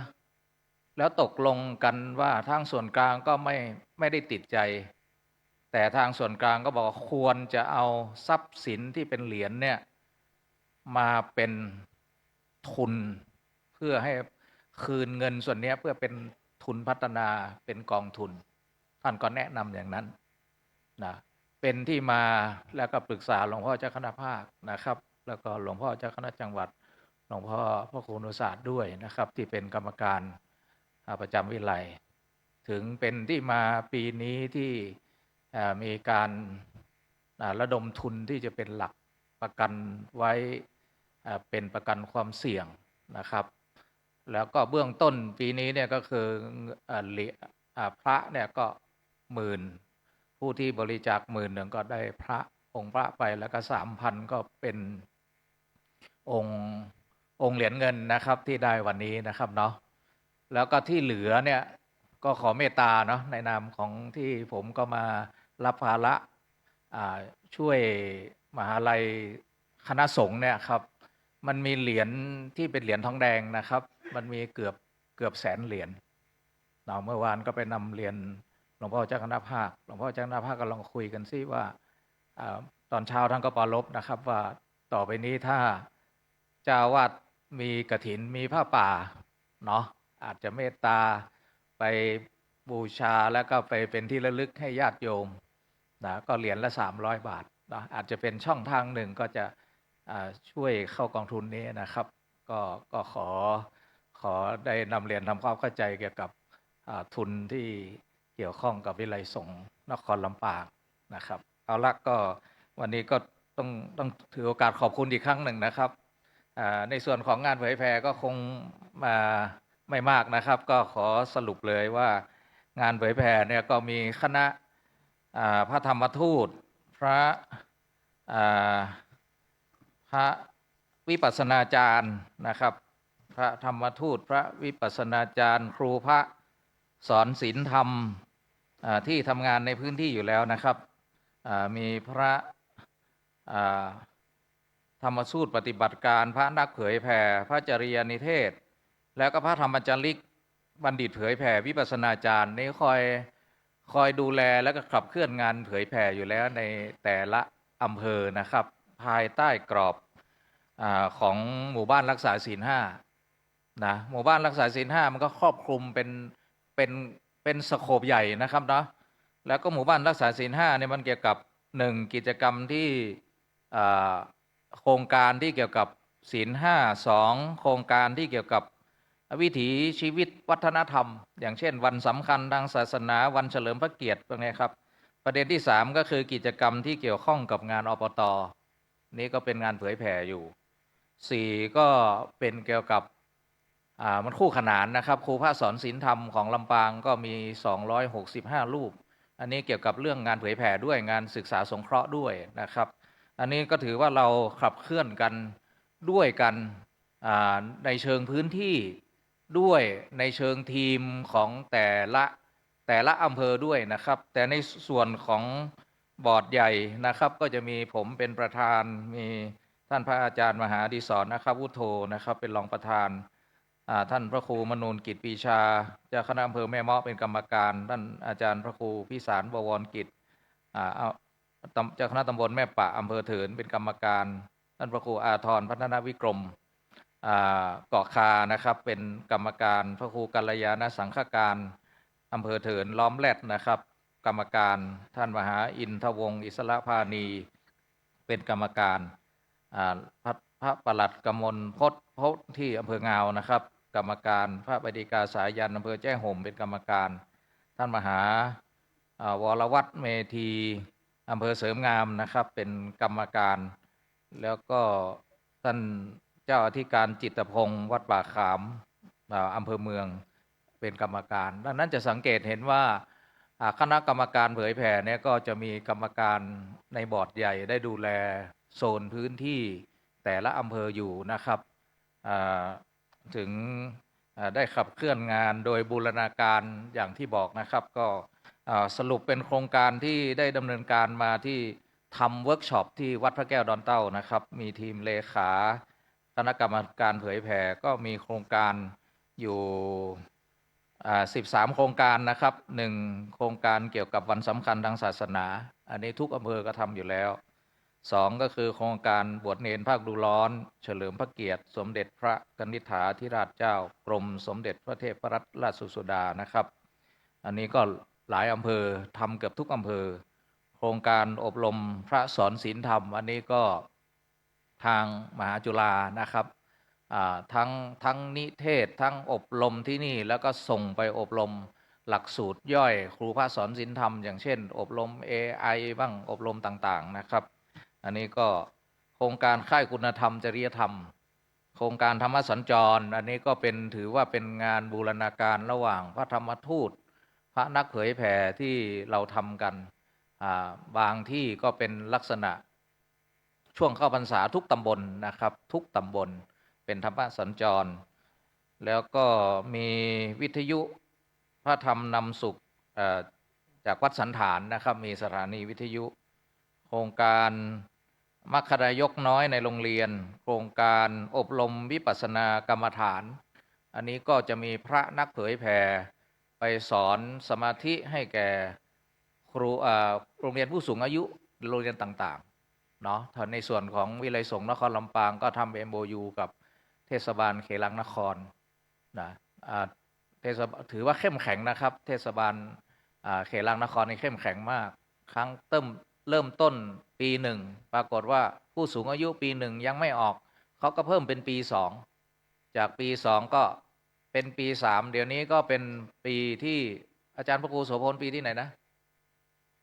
ปีที่7แล้วครับมี7หลักสูตรโดยมีท่านอาจารย์พระครูโสพลวีระบัณฑิตได้ดูแลหลักสูตรร่วมกับเนี่ยครับมีวิปัสสนาจารย์พระนักเผยแผ่กันก็ไปช่วยกันแล้วแต่ละอำเภอด้วยนะครับอันนี้ก็เป็นกิจกรรมการเผยแผ่แล้วก็โครงการบัณฑิตพัฒนาบนที่ราบสูงอันนี้ก็พระธรรมจาริกเดี๋ยวนี้อำเภอจังหวัดลำปางเราก็มีไม่ค่อยมากแล้วนะครับพระธรรมจาริกผมก็พอดีหัวหน้าศูนย์ที่ดูแลจังหวัดลำปางและก็แพร่ก็อยู่ในวังเหนือพอดีพระตาลอยู่ที่วังใหม่ได้ดูแลได้เขาเรียกเป็นหัวหน้าศูนย์คอยนิเทศคอยตรวจเยี่ยมก็อยู่ที่อำเภองาว4ใช่ไหมท่านตาลเนาะอยู่ที่อำเภองาว4พระธรรมจาริกนะ4แห่งแล้วก็5แห่งที่วังเหนือแต่ก่อนที่อำเภอเสริมงามด้วยที่อำเภอเสริมงามก็แล้วแม่เลียงพัฒนาอันนี้พี่น้องปากกยอเนาะเดี๋ยวนี้ก็เป็นวัดแล้วนะอันนี้ก็ถือว่าเป็นงานเผยแผ่ในส่วนของพระธรรมจาริกโครงการตั้งธรรมหลวงแล้วก็โครงการสุดท้ายเนาะโครงการสุดท้ายนี่ก็เป็นรวมพลคนนักเผยแผ่เนาะ รวมพลคนนักเผยแผ่ก็คือมีสถานีวิทยุนะสถานีวิทยุก็มีพระนักเทศตั้งแต่ใต้จดเหนือนะครับใต้ก็คือท่านอำเภอเถินเนาะอำเภอเถินท่านก็ท่านพระอธิการปันแก้วเนี่ยก็มีแจ้ห่ม2รูป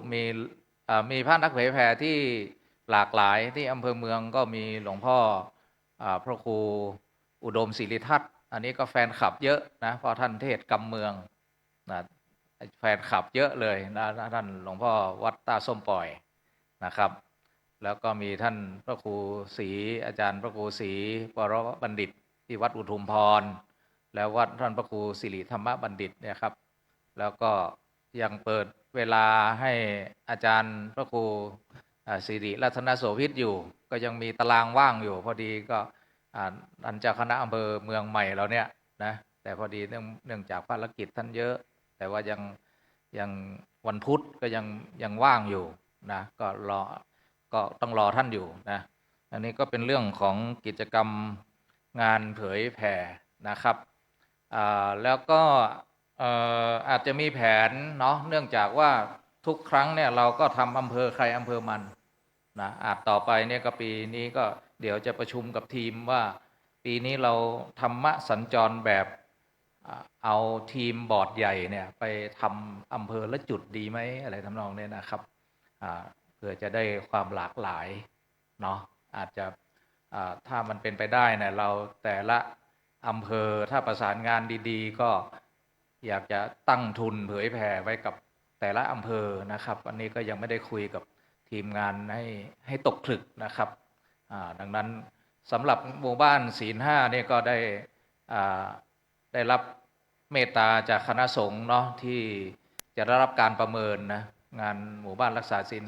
5ปีนี้ก็เป็นของอำเภอแม่เมาะนะครับที่จะได้รับการตรวจจากคณะกรรมการส่วนกลางนะครับเอาละก็ผมได้รายงานเกี่ยวกับภาพรวมของงานเผยแผ่ที่ทั้งพระธรรมทูตปฏิบัติการพระวิปัสสนาจารย์พระครูพระสอนศีลธรรมพระธรรมจาริกพระบัณฑิตพระนักเผยแผ่ที่ไปทำงานแต่ละอำเภอแล้วก็เรามาทำเวิร์กช็อปสรุปกันที่วัดพระแก้วนะครับก็มี13โครงการใหญ่ๆครับก็ขอรายงานที่ประชุมครับขอบคุณท่านอาจารย์ท่านอนุบดลสุวรรณวิธีนะครับเจ้าคณะสังฆาธิการรู้ที่มาของเงินและที่ไปของเงินของวิไลสงฆ์นครลำปางนะครับเมตตาช่วยกันสนับสนุนแล้วก็รายงานเรื่องเกี่ยวกับงานเผยแผ่ด้านของคณะสงฆ์จังหวัดลำปางโอกาสนี้นะครับกราบรัตนาท่านหลวงพ่อท่านพระครูวรการโกวิทนะครับด้านสาธารณสงเคราะห์กันเลยนะครับนิมนต์ครับ ขอโอกาสหลวงพ่อเจ้าคณะจังหวัดรองเจ้าคณะจังหวัดเจ้าที่ปรึกษาเจ้าคณะจังหวัดเจ้าคณะอำเภอรองเจ้าคณะอำเภอเจ้าคณะตำบลเจ้าอาวาสผู้เจ้าสำนักสงฆ์ทุกรูปด้วยความเคารพอย่างยิ่งขอบคุณครับในฐานะผมเป็นประธานงานสาธารณสงเคราะห์อยากจะทบทวนคณะกรรมการบางท่านก็คงจะลืมไปพอมาได้ประชุมอะไรกันก็มีรายชื่ออยู่16 รายชื่อพระครูวรการโกวิทประธานพระครูสิริรัตนกิจรองอำเภอเมทะรองประธานพระครูวิสิทธิ์เจติยานุรักษ์รองเจ้าคณะอำเภอโกคารองประธานนอกจากนั้นก็เป็นกรรมการพระครูโสพลสาธุกิจเจ้าคณะตำบลผาปังแม่พริกพระครูธีรพงศ์พิสิทธิ์รองเจ้าคณะอำเภอวังเหนือพระครูพัทรชัยสุนทรดร.เจ้าคณะตำบลชมพูเขต2อำเภอเมืองพระครูประภัตรวัชรพงศ์เจ้าคณะตำบลห้างฉัตรอำเภอห้างฉัตรพระครูสุจิตบุญญโชติเจ้าคณะตำบลหัวเมืองวัดทุ่งปิ้งอำเภอเมืองปานพระครูสุนทรบุญญาคมเจ้าคณะตำบลจังเหนือแม่เมาะพระครูโกศลสุนทรวัดเจ้าคณะตำบลนายางอำเภอศพปราบพระครูพัทรศิลปาคมเจ้าคณะตำบลโป่งยางคกเขต1อำเภอห้างฉัตรพระครูสันติพนารักษ์รองเจ้าคณะอำเภอเจห่มเจ้าวาดวัดสาแพะพระครูปลัดบุญยวัฒน์เจ้าวาดวัดบันแก่นอำเภอสุปปาพระครูพระสมศักดิ์สิริปุญโญวัดพระธาตุลำปางหลวงอำเภอกุคาพระครูโสพลคันตยานุยุทธเลขานุการรองเจ้าคณะจังหวัดลำปางเลขานุการผลงานที่มีก็ตามที่เรียบรวมไว้ก็มีหลวงพ่อเจ้าคณะจังหวัดลำปางได้นำคณะสงฆ์ลำปางช่วยเหลือผู้ประสบอุทกภัยพื้นที่จังหวัดแพร่จังหวัดน่านโดยได้รับความอนุเคราะห์จากคณะสงฆ์จังหวัดลำปางและประชาชนชาวจังหวัดลำปางร่วมกันสนับสนุนสิ่งของเครื่องใช้อาหารเครื่องดื่มและปัจจัย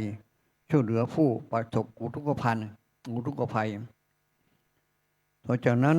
ก็ได้ช่วยเหลือบริจาคสิ่งของช่วยเหลือสาธารณภัยต่างๆเช่นช่วยเหตุ การน้ำท่วมช่วยเหลือสถานการณ์รบบริเวณชายแดนไทยกัมพูชาเป็นต้น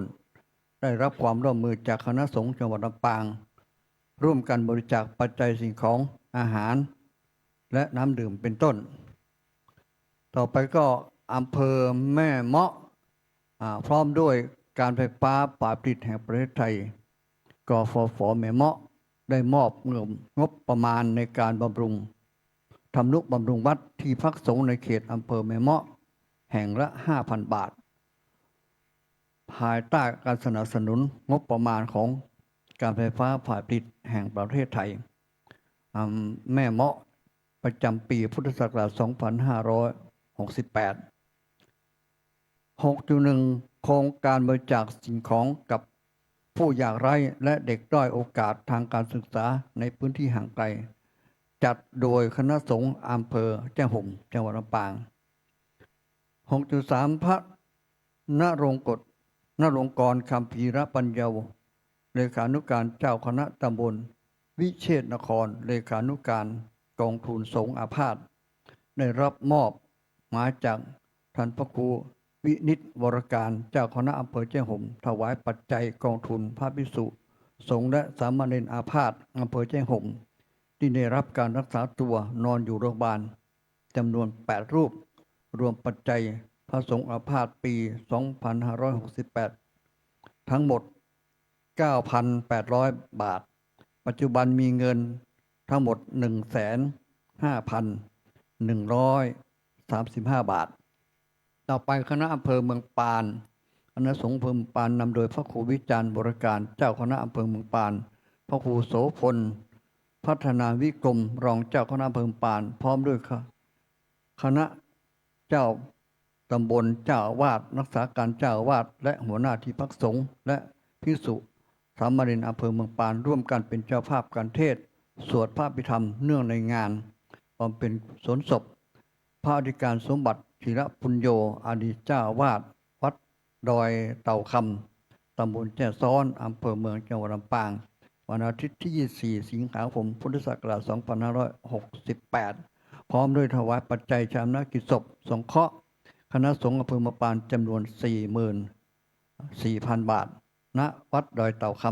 ำตำบลแจ้ซ้อนอำเภอแจ้ห่มแจ้ซ้อนอำเภอเมืองปานจังหวัดลำปางต่อไปคณะสงฆ์จังหวัดลำปางร่วมกับโครงการขับเคลื่อนพระสงฆ์ปลอดโรคNCDS สุขภาพดีทั่วไทยภาคเหนือณอาคารนวัตกรรมมหาวิทยาลัยธรรมศาสตร์ศูนย์ลำปางอำเภอห้าฉัตรเมื่อวันที่ 2 พฤษภาคม พุทธศักราช 2568 คณะสงฆ์ตำบลห้างฉัตรร่วมกันบริจาคเงินสมทบมอบเครื่องบริโภคอุปโภคในพื้นที่ตำบลห้างฉัตรและพื้นที่ใกล้เคียงจัดตั้งกองทุนโรงศพและช่วยเหลือผู้ยากไร้บริจาคโรงศพในพื้นที่อำเภอห้างฉัตรและพื้นที่ใกล้เคียงคณะสงฆ์ได้จัดมอบของเล่นเครื่องอุปโภคบริโภคแก่นักเรียนเนื่องในวันเด็กแห่งชาติวันที่ 11 มกราคม พุทธศักราช 2568 คณะสงฆ์อำเภอมาวร่วมกันจัดทอดผ้าป่าสามัคคีมอบทุนทรัพย์และสิ่งของช่วยเหลือวัดน้ำหลงตำบลแม่ตีบอำเภองาวจังหวัดลำปางที่ประสบอัคคีภัยหลวงปู่พระพรหมมงคลวัชรดมหลวงปู่โอภาสโอภาโสเจ้าวาดวัดจองคำพระรามหลวงอำเภองาวจังหวัดลำปางและคณะศิษยานุศิษย์มอบปัจจัยจำนวน 3,777,486 บาทถ้วนเพื่อจัดซื้ออุปกรณ์ครุภัณฑ์ทางการแพทย์มอบแก่โรงพยาบาลเสริมงามหลวงพ่อเจ้าคณะจังหวัดลำปางได้บริจาคเงินจำนวน 5,000 บาทเพื่อซื้ออุปกรณ์การแพทย์แก่โรงพยาบาลอำเภอเสริมงามคณะสงฆ์อำเภอเสริมงามร่วมกับประชาชนอำเภอเสริมงามและประชาชนในต่างประเทศจัดผ้าป่าสมทบทุนเพื่อซื้ออุปกรณ์ครุภัณฑ์ทางการแพทย์มอบแก่โรงพยาบาลเสริมงาม 4,607,419 บาท คณะสงฆ์อำเภอวังเหนือนำโดยท่านอาจารย์พระมหานพดลโสนมิธีเจ้าคณะอำเภอวังเหนือได้ดำเนินงานกิจการสาธารณสงเคราะห์ช่วยเหลือมอบเครื่องอุปโภคบริโภคจตุปัจจัยแก่ผู้ประสบอัคคีภัยไฟไหม้และกิจกรรมปลูกป่าประจำปีพุทธศักราช 2568 1.1 บ้านนางสาวเชนิสากุลชิราพรบ้านป่าแขมตำบลวังซ้ายอำเภอวังเหนือจังหวัดลำปางมอบเมื่อวันที่ 15 เดือนกันยายน พุทธศักราช 2568 จำนวน 18,555 บาท 2. บ้านนางสุนิตาศรีสะอาดบ้านสงใต้ตำบลร่องเคาะอำเภอวังเหนือจังหวัดลำปางมอบเมื่อวันที่ 2 เดือนพฤศจิกายน 2568 จำนวน 7,900 บาท ต่อจากนั้นก็ได้ไปร่วม 3. บ้านนางแก้วปันแก้วบ้านปาลันตำบลวังทองอำเภอวังเหนือจังหวัดลำปางมอบให้เมื่อวันที่ 5 ธันวาคม พุทธศักราช 2568 จำนวน 14,690 บาท และได้มีโอกาสไปร่วมงานทอดผ้าป่าที่โรงพยาบาลเถินร่วมกับหลวงพ่อเจ้าคณะอำเภอเถินคณะสงฆ์อำเภอเถินคณะสงฆ์อำเภอแม่พริกคณะสงฆ์อำเภอศพปราบแล้วก็เชียงอำเภออะไรทุ่งเสลี่ยมได้รวบรวมจตุปัจจัยสร้างห้องเก็บศพเพราะว่าที่อำเภอเถินนี่เป็นอำเภอใหญ่แล้วก็มีเส้นทางผ่านแล้วก็เวลาเทศกาลต่างๆเกิดอุบัติเหตุเกิดอุบัติเหตุกันรถชนรถคว่ำก็มีการบาดเจ็บล้มตาย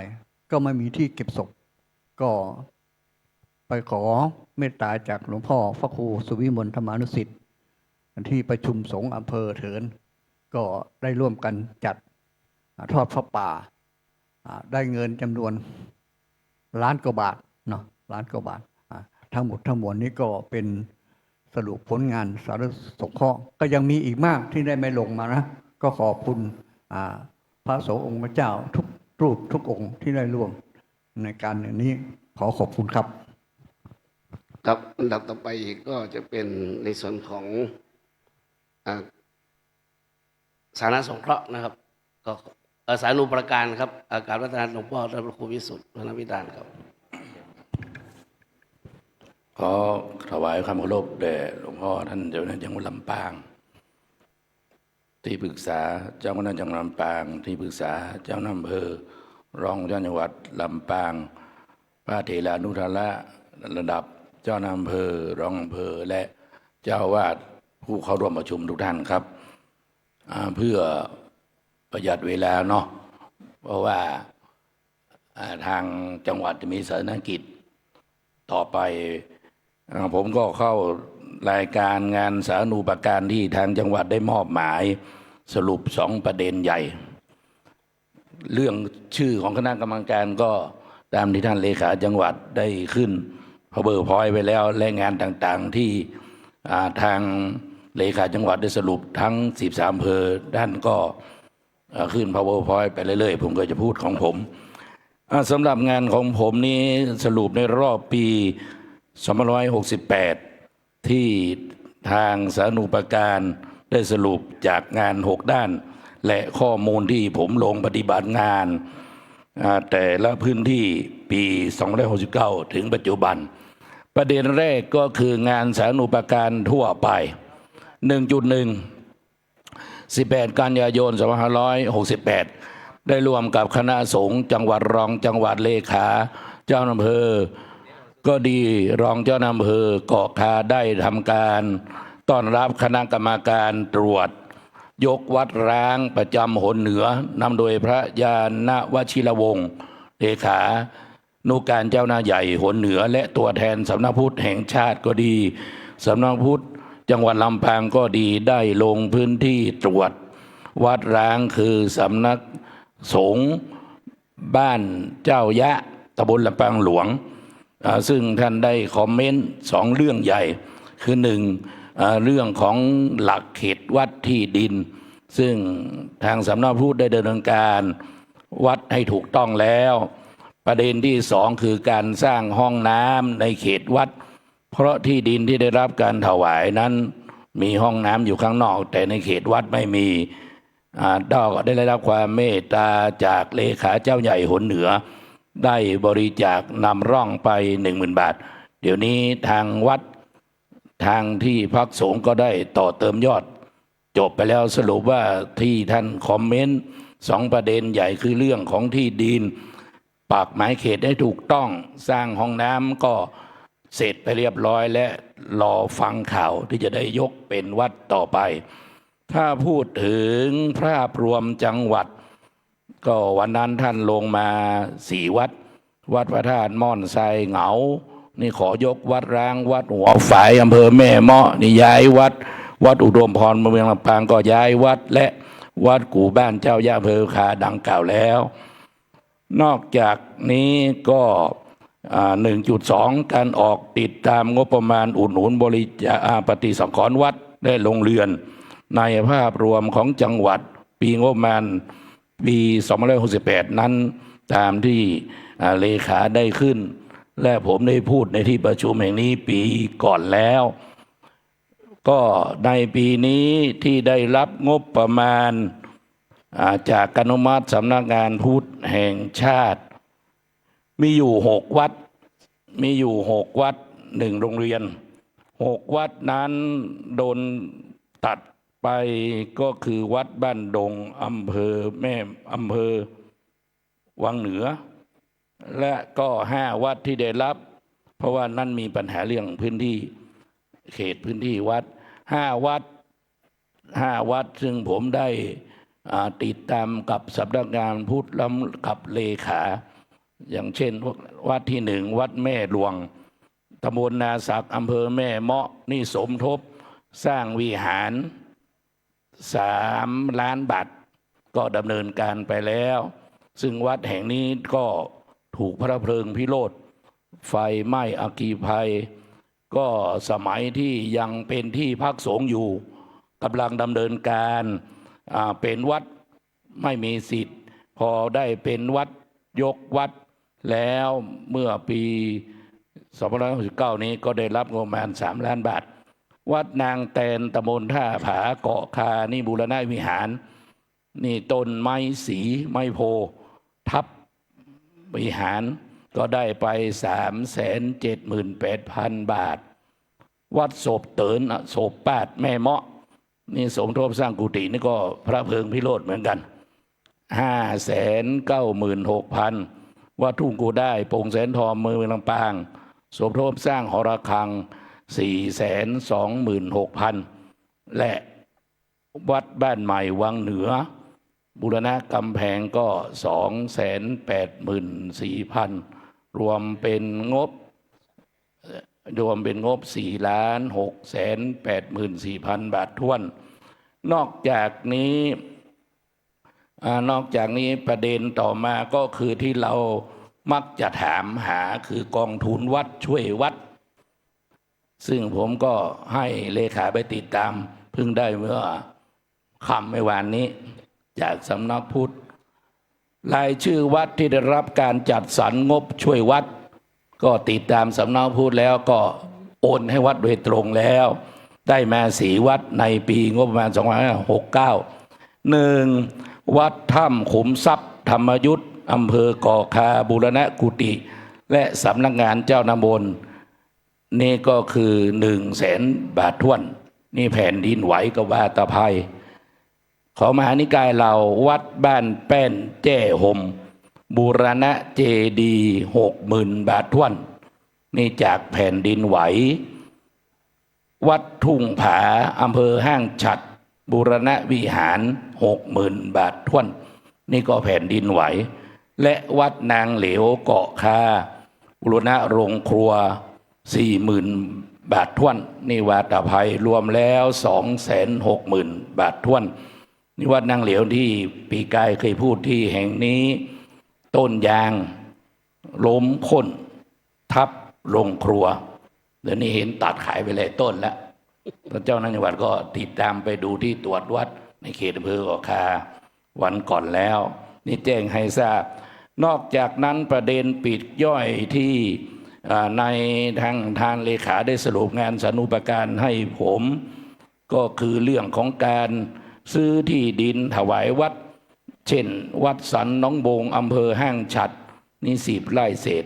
ก็เป็นข้อสังเกตตามประสบการณ์บางทีเราเป็นซื้อที่ดินวัดอย่างวัดผมก็ดีวัดใกล้ๆเคียงนั่นก็ดีทางองค์การบริหารส่วนท้องถิ่นมักจะมาติดต่อเรื่องงบประมาณเอาอาคารมาสร้างแล้วไม่เป็นที่วัดแล้วนะนี่ผมมาให้ผมก็เอาโฉนดไปไว้ที่สำนักพุทธเสร็จแล้วเขามักจะมาติดต่อแล้วก็ขอคือโอกาสได้สร้างอาคารของงบได้แต่มันก็ไม่ใช่ของวัดละเป็นของทางการฉะนั้นก็ขอให้รักษาโฉนดวัดที่สำนักพุทธต่อไปนอกนั้นก็ประเด็นปลีกย่อยต่างๆที่เราควรพิจารณาเช่นบางแห่งที่ท่านเลขาสรุปแต่ละอำเภอสรุปมาให้เจ้าเลขาเจ้าหน้าที่จังหวัดบางทีก็ใช้ศัพท์อย่างเช่นเราเป็นวัดราชต้องใช้ว่าวิหารโบสถ์แล้วเรามักจะเขียนหลงประเด็นเป็นพระวิหารพระอุโบสถนี่ใช้เฉพาะพระอารามหลวงครับนอกจากนั้น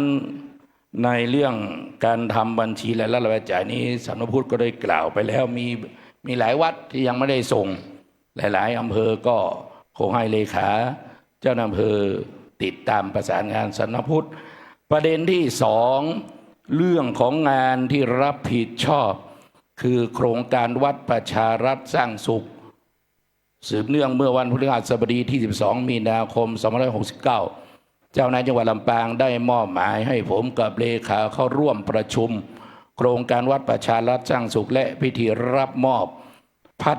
เกียรติบัตรวัดต้นแบบระดับจังหวัดหน้าอาคารสูตรชีพปุญญานุภาพมหาวิทยาลัยมหามกุฏที่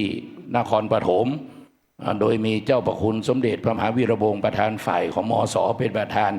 ซึ่งได้จังหวัดลำปางมีวัดต้นแบบที่เสนอผ่านหลวงพ่อจังหวัดและสำนักพุทธก็คือตอนนั้นก็คือวัดวังพร้าวอำเภอเกาะคาวัดเต่าปูนอำเภอห้างฉัตรซึ่งได้รับเกียรติบัตรพร้อมพัดและผมได้ขอเมตตาเจ้าในจังหวัดคือเราไม่มีเงินก็ไปขอเมตตาเงินโครงการอุดหนุนวัดกลางใจชุมชนอยู่ในเรื่องของวัดประชารัฐเหมือนกันของสำนักพุทธก็คือโดยการบริหาร5 สนะวัดละ 10,000 บาทก็โอนไปให้แล้วและส่วนปีกายที่ผ่านมาที่ประชุมแห่งนี้เมื่อวันที่14 มิถุนายน 68ก็ได้พิจารณาตามไทม์ไลน์ที่ได้มอบหมายก็2 วัดคือวัดไร่อ้อยอำเภอเกาะคาวัดสันดอนแม่กึดอำเภอเสริมงามซึ่งได้เสนอเจ้าหน้าที่จังหวัดและสำนักพุทธจังหวัดได้เสนอสำนักพุทธแห่งชาติแล้วอยู่ที่ยังไม่ได้รับงบประมาณจำนวน 10,000 บาทซึ่งทั้ง2 วัดจะต้องได้รับการตรวจประเมินผลจากระดับภาค 6ซึ่งปีก่อนก็ลงที่วัดเตาปูนได้2 วัดเอาวัดต้นแบบแต่ท่านจะลงมาวัดเดียวก็เลยแยบวัด2 วัดนี้ถ้าลงก็วัดใดวัดหนึ่งเช่นไร่อ้อยเกาะคาก็พูดกับคณะกรรมการไว้แล้วหรือวัดสันดอนแม่กึดอาจจะไกลเกินไปหรือไม่ก็พิจารณาอีกทีหนึ่งสำหรับปีนี้เพิ่งสดๆร้อนๆหลังจากเพลนแล้วผมได้เรียกประธานรองประธานคณะกรรมการของสานุปการทั้ง16 รูปคนดังที่ขึ้นใน PowerPoint ก็พิจารณาตามที่ส่งรายงานบางท่านก็จะว่าทำไมเกาะคาได้บ่อยเหลือเกินเพราะอำเภออื่นไม่ค่อยส่งรายงานเพราะจังหวัดได้ออกหนังสือในนามเจ้าหน้าที่จังหวัดส่งภายใน10 มิถุนายนปีนี้ก็ส่งมา5 อำเภอแต่เมื่อพิจารณาคณะกรรมการพิจารณาหลังจากเพลวันนี้แล้วก็ได้2 วัดต้นแบบจะนำเสนอเป็นลายลักษณ์อักษรให้เจ้าหน้าที่จังหวัดลำปางและสำนักพุทธต่อไปคือ 1. วัดอุทุมพรอำเภอเมืองลำปาง 2. วัดหัวทุ่งอำเภอห้างฉัตรดังนี้เป็นต้นและ ประการต่อมาเรื่องเกี่ยวเนื่องกับ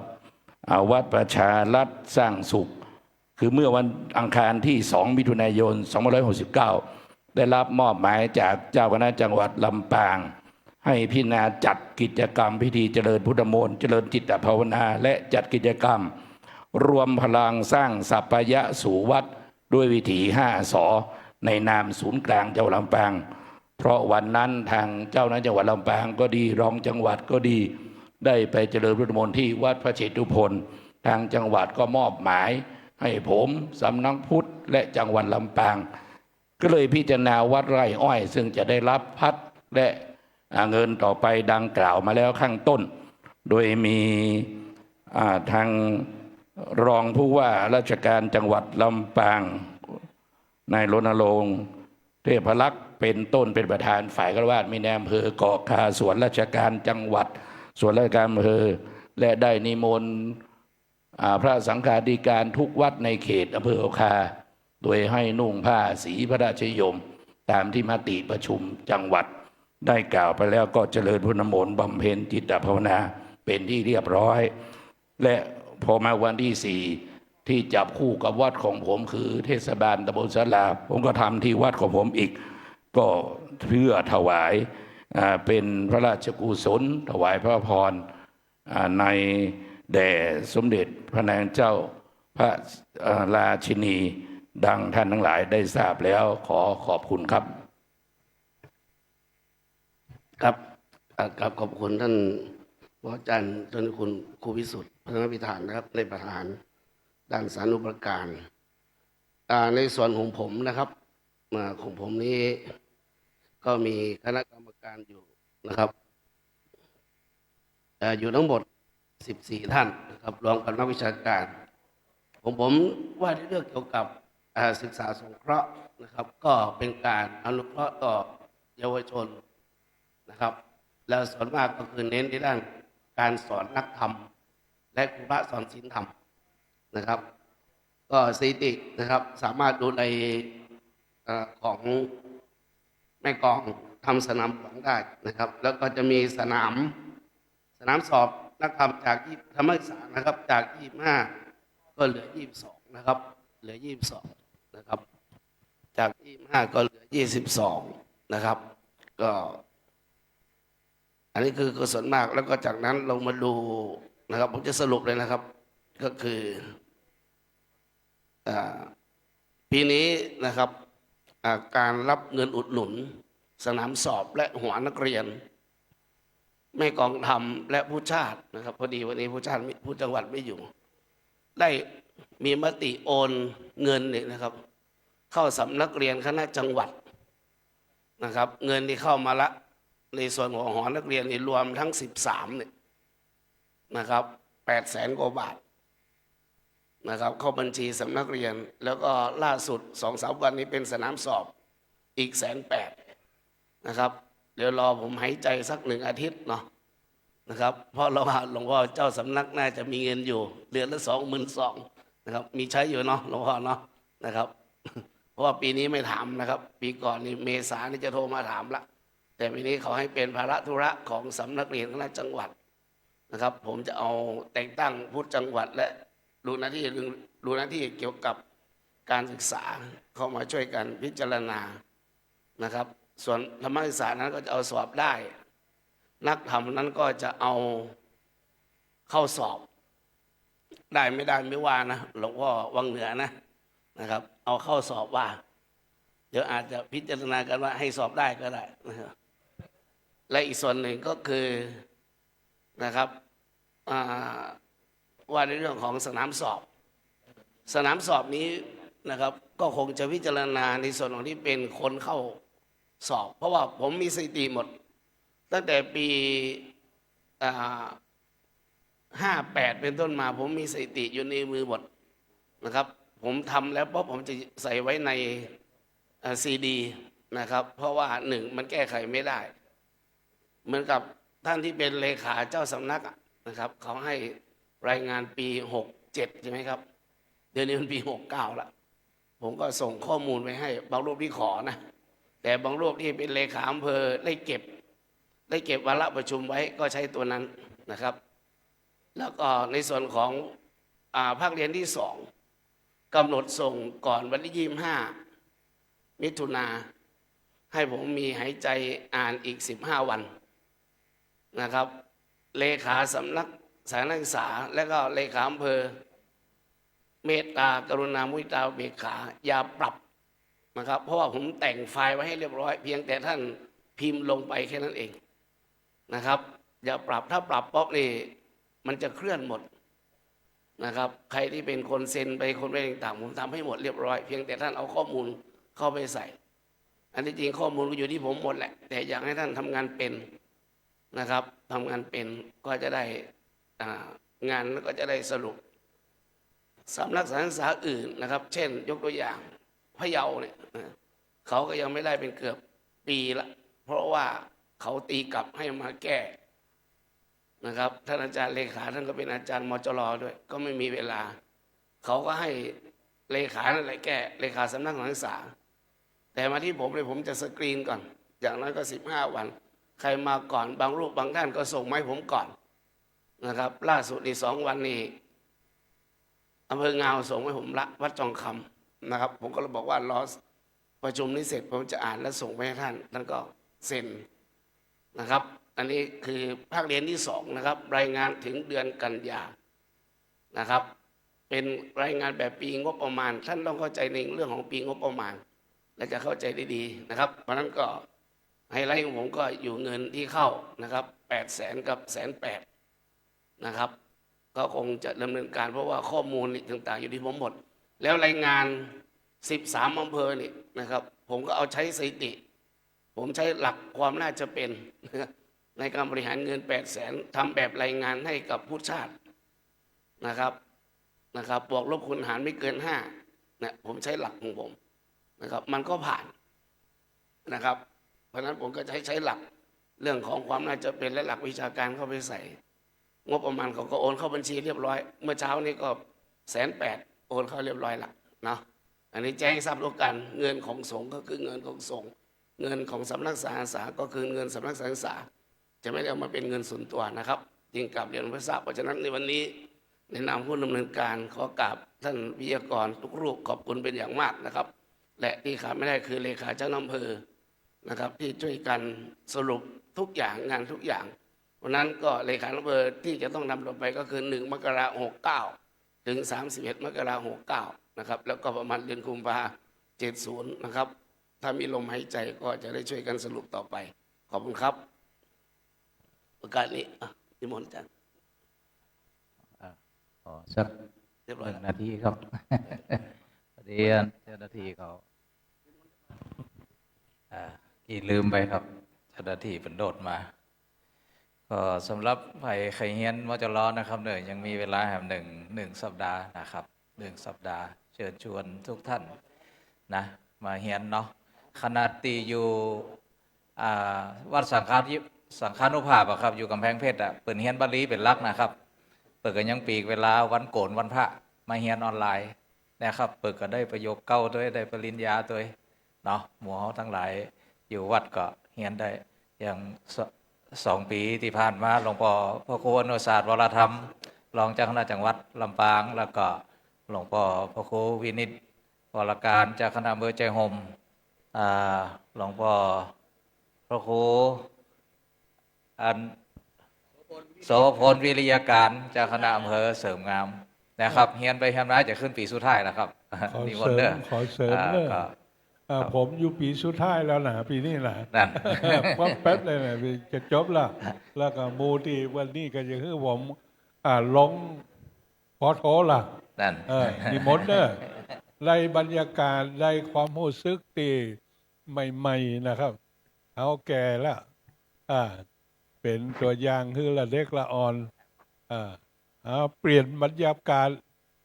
นั่งง่มนั่งเหงาอยู่วัดอย่างว่านะถึงเปิดถึงตัวเปลี่ยนบรรยากาศดีครับนิมนต์เนอะนิมนต์บ่ถ้าไปงมอย่างก็มันแก่เอากลับบ้านละมองอันละ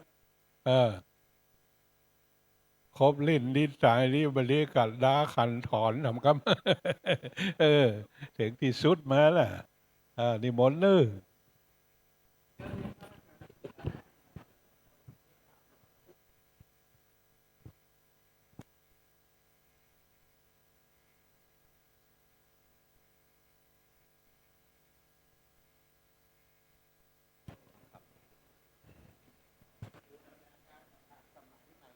ขอถวายความเคารพและนับถือท่านเจ้าคณะพระสังฆาธิการทุกรูป วันนี้ก็ถือว่าเป็นวันที่เรามาประชุมร่วมกัน ปีหนึ่งครั้งเดียว วันนี้ก็ตอนบ่ายก็รู้สึกว่าเก้าอี้จะว่างไปหน่อยไม่เป็นไร ก็อาศัยหอประชุมวิไลสงฆ์นครลำปางแห่งนี้เป็นสถานที่ประชุมก็มีความสัปยะมีความสะดวกสบาย คืออากาศมันเย็นสบายไม่ร้อนค่าทำให้การประชุมดำเนินการไปด้วยความเรียบร้อย วันนี้ผมก็จะได้มาสรุปของการประชุมตามมติมหาเถรสมาคมมีมติที่143/2546 มตินี้มาเป็นเวลาหลายปีแล้วครับสำหรับการประชุมนี้ก็ถือว่าเป็นวาระสำคัญปีหนึ่งครั้งเดียวเราจำเป็นต้องมาประชุมร่วมกันมาพบปะพูดคุยกันเนื้อหาสาระต่างๆได้มากมายงานของคณะสงฆ์ก็มีอยู่6 ด้านก็ถือว่ามากแล้ว6 กระทรวงของพระด้านการปกครองการศาสนศึกษาการศึกษาสงเคราะห์การเผยแผ่การสาธารณูปการและการสาธารณสงเคราะห์มี6 ฝ่ายซึ่งผมได้รับหน้าที่เป็นเจ้าคณะจังหวัดมาก็เป็นเวลาระยะ8 ปีย่างเข้าปีที่9แล้วก็อาศัยพระเถรานุเถระทั้งหลายช่วยกันรับภาระธุระพระพุทธศาสนาซึ่งมีรองเจ้าคณะจังหวัด4 รูปตอนนี้เต็มอัตราเจ้าคุณพิสุทธิธรรมพิราชวัดต้นธงชัยเจ้าคุณปิฎกโมลีพระครูวรการโกวิทและพระครูอนุสาสวรธรรมเจ้าคุณพิสุทธิ์นี้ผมได้มอบหมายให้ไปประชุมแทนที่วัดพระศรีรัตนมหาธาตุกรุงเทพมหานครงานของเจ้าพระคุณสมเด็จพระสังฆราชครบ99 พรรษาซึ่งมีงานประชุมที่วัดพระศรีรัตนมหาธาตุวันนี้ไม่ได้มาร่วมประชุมด้วยมอบหมายไปประชุมแทนนอกนั้นก็มาประชุมร่วมกันแล้วก็ได้รับความร่วมไม้ร่วมมือจากท่านเจ้าคณะพระสังฆาธิการโดยเฉพาะเรียกว่า6 ฝ่ายมีพระครูวิสุทธิ์พระครูพิสุทธิ์พัฒนวิธานเจ้าหน้าที่ประธานฝ่ายสาธารณสงเคราะห์สาธารณูปการแล้วก็การเผยแผ่พระมหานพดลสุวรรณเมธีนอกนั้นก็เป็นรองเจ้าคณะจังหวัด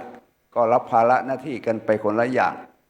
โดยเฉพาะงานด้านปกครองนี้ถือว่าเป็นงานหัวใจของการปกครองคณะสงฆ์การบริหารการปกครองบุคคลงานหลายๆอย่างเป็นงานใหญ่งานด้านการปกครองเพื่อรักษาความสงบเรียบร้อยของพระภิกษุสามเณร งานของการปกครองนี้งานการแต่งตั้งพระสังฆาธิการระดับตั้งแต่ผู้ช่วยเจ้าวาดเจ้าคณะตำบลอันนี้มีหลักอยู่ว่าแต่งตั้งได้ทุกเดือนส่งมายกเว้นเฉพาะนอกพรรษากลางพรรษาจะไม่มีการแต่งตั้งนอกพรรษาส่งมาได้ทุกเดือนแล้วก็เดือนไหนถ้ามีจำนวนมากก็จะแต่งตั้งเดือนไหนที่มีน้อยก็เอาไว้ก่อนรอไว้แต่งตั้งจำนวน50 รูปขึ้นไปอย่างนี้อันนี้เป็นหลักเป็นหลักในการแต่งตั้งแล้วก็งานอีกอย่างหนึ่งก็คืองานอบรมพระอุปชานี้ก็ถือว่าเป็นงานสำคัญที่ช่วยการปกครองคณะสงฆ์ให้เป็นไปด้วยความเรียบร้อยเพื่อเลือกคนเข้าสู่พระศาสนาเพราะฉะนั้นปีต่อไปนี้ก่อนจะเข้าพรรษานี้จะต้องขอจำนวนรายชื่อแล้วจำนวนว่าจะส่ง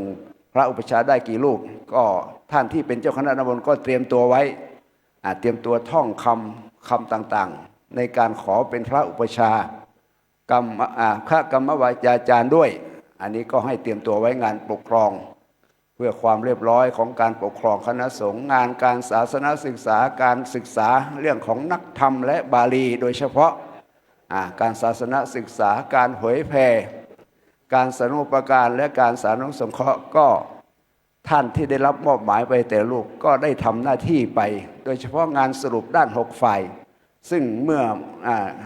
เดือนพฤษภาที่ผ่านมาก็มีการเตรียมตัวอย่างดีที่นำเสนอในวันนี้ก็ถือว่าเรียบร้อยทุกประการ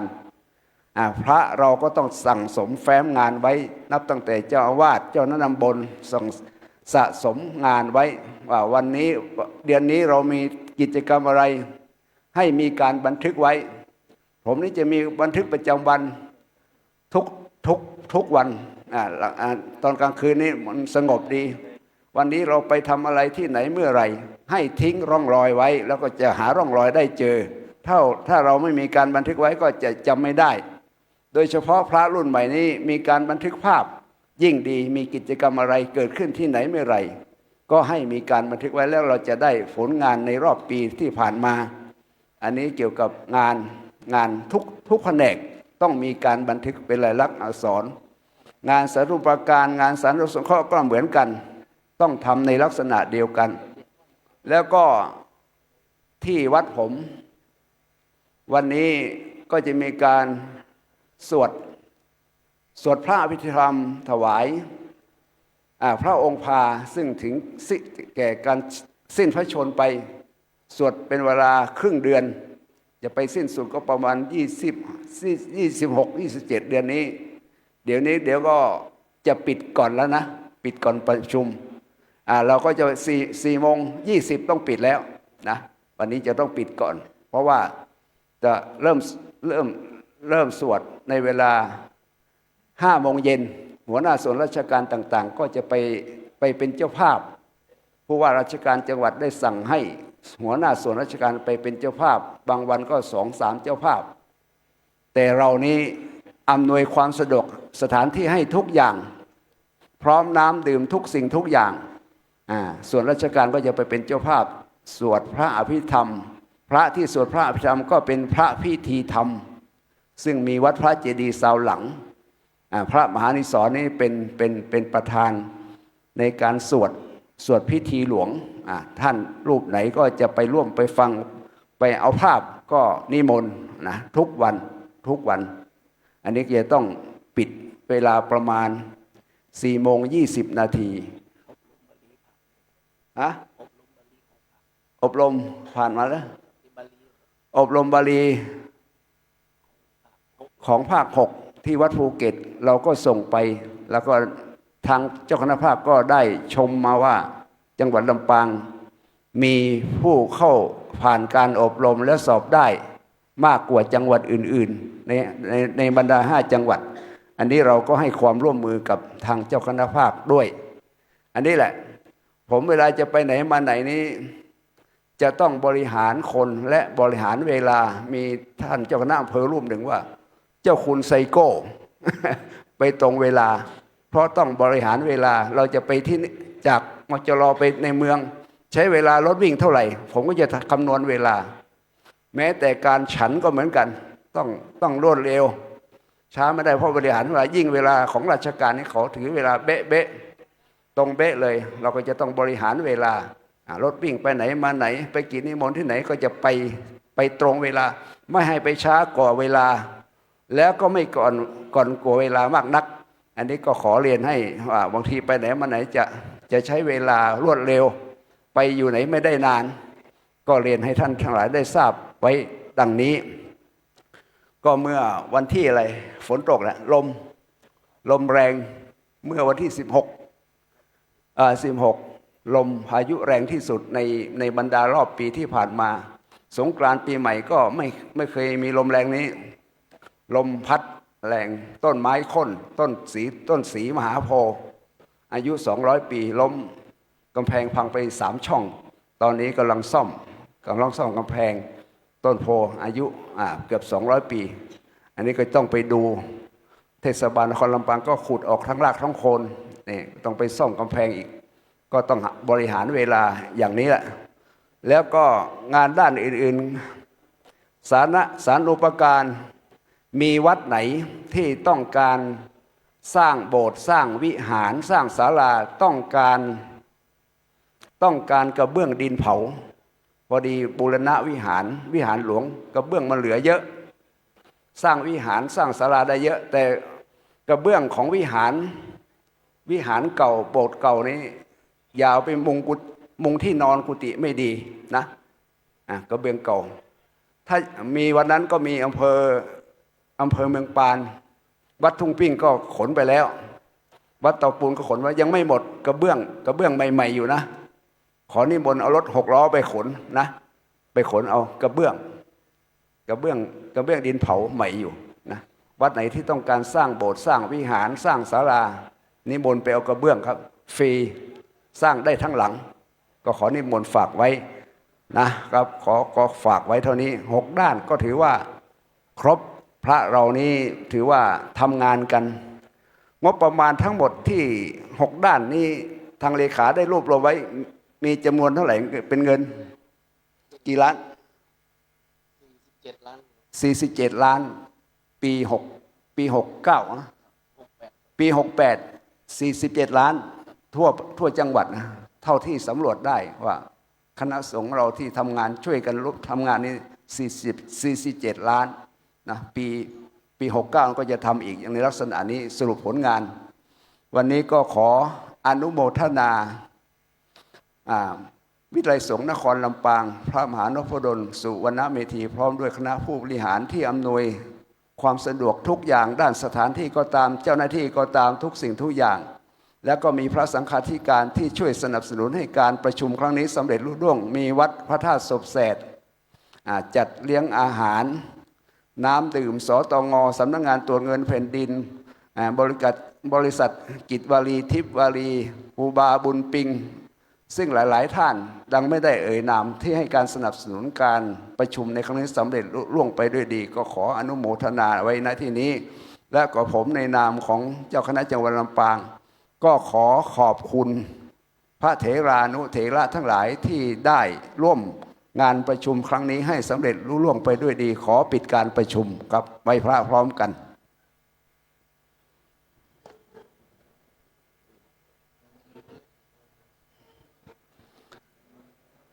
อะระหังสัมมาสัมพุทโธ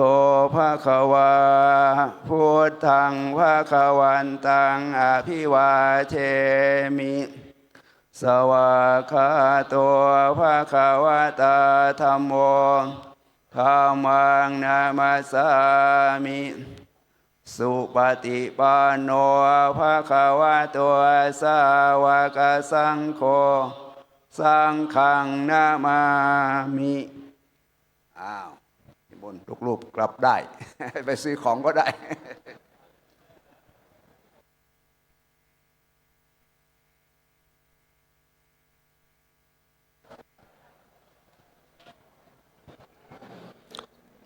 ในส่วนของมดงานของวัดพระแก้วนะครับผ้าสก๊อตนั้นเอาใส่ถุงต่างหากเลยนะครับต้องเอาไปซักนะครับ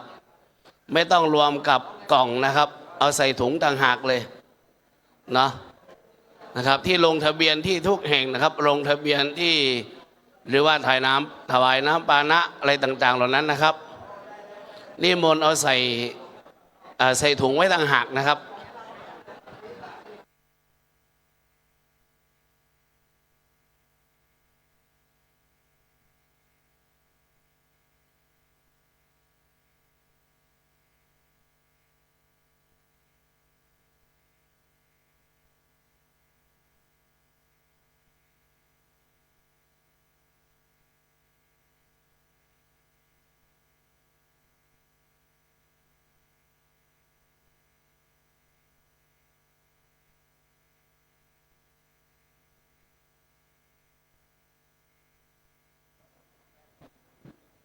โหลดสอบ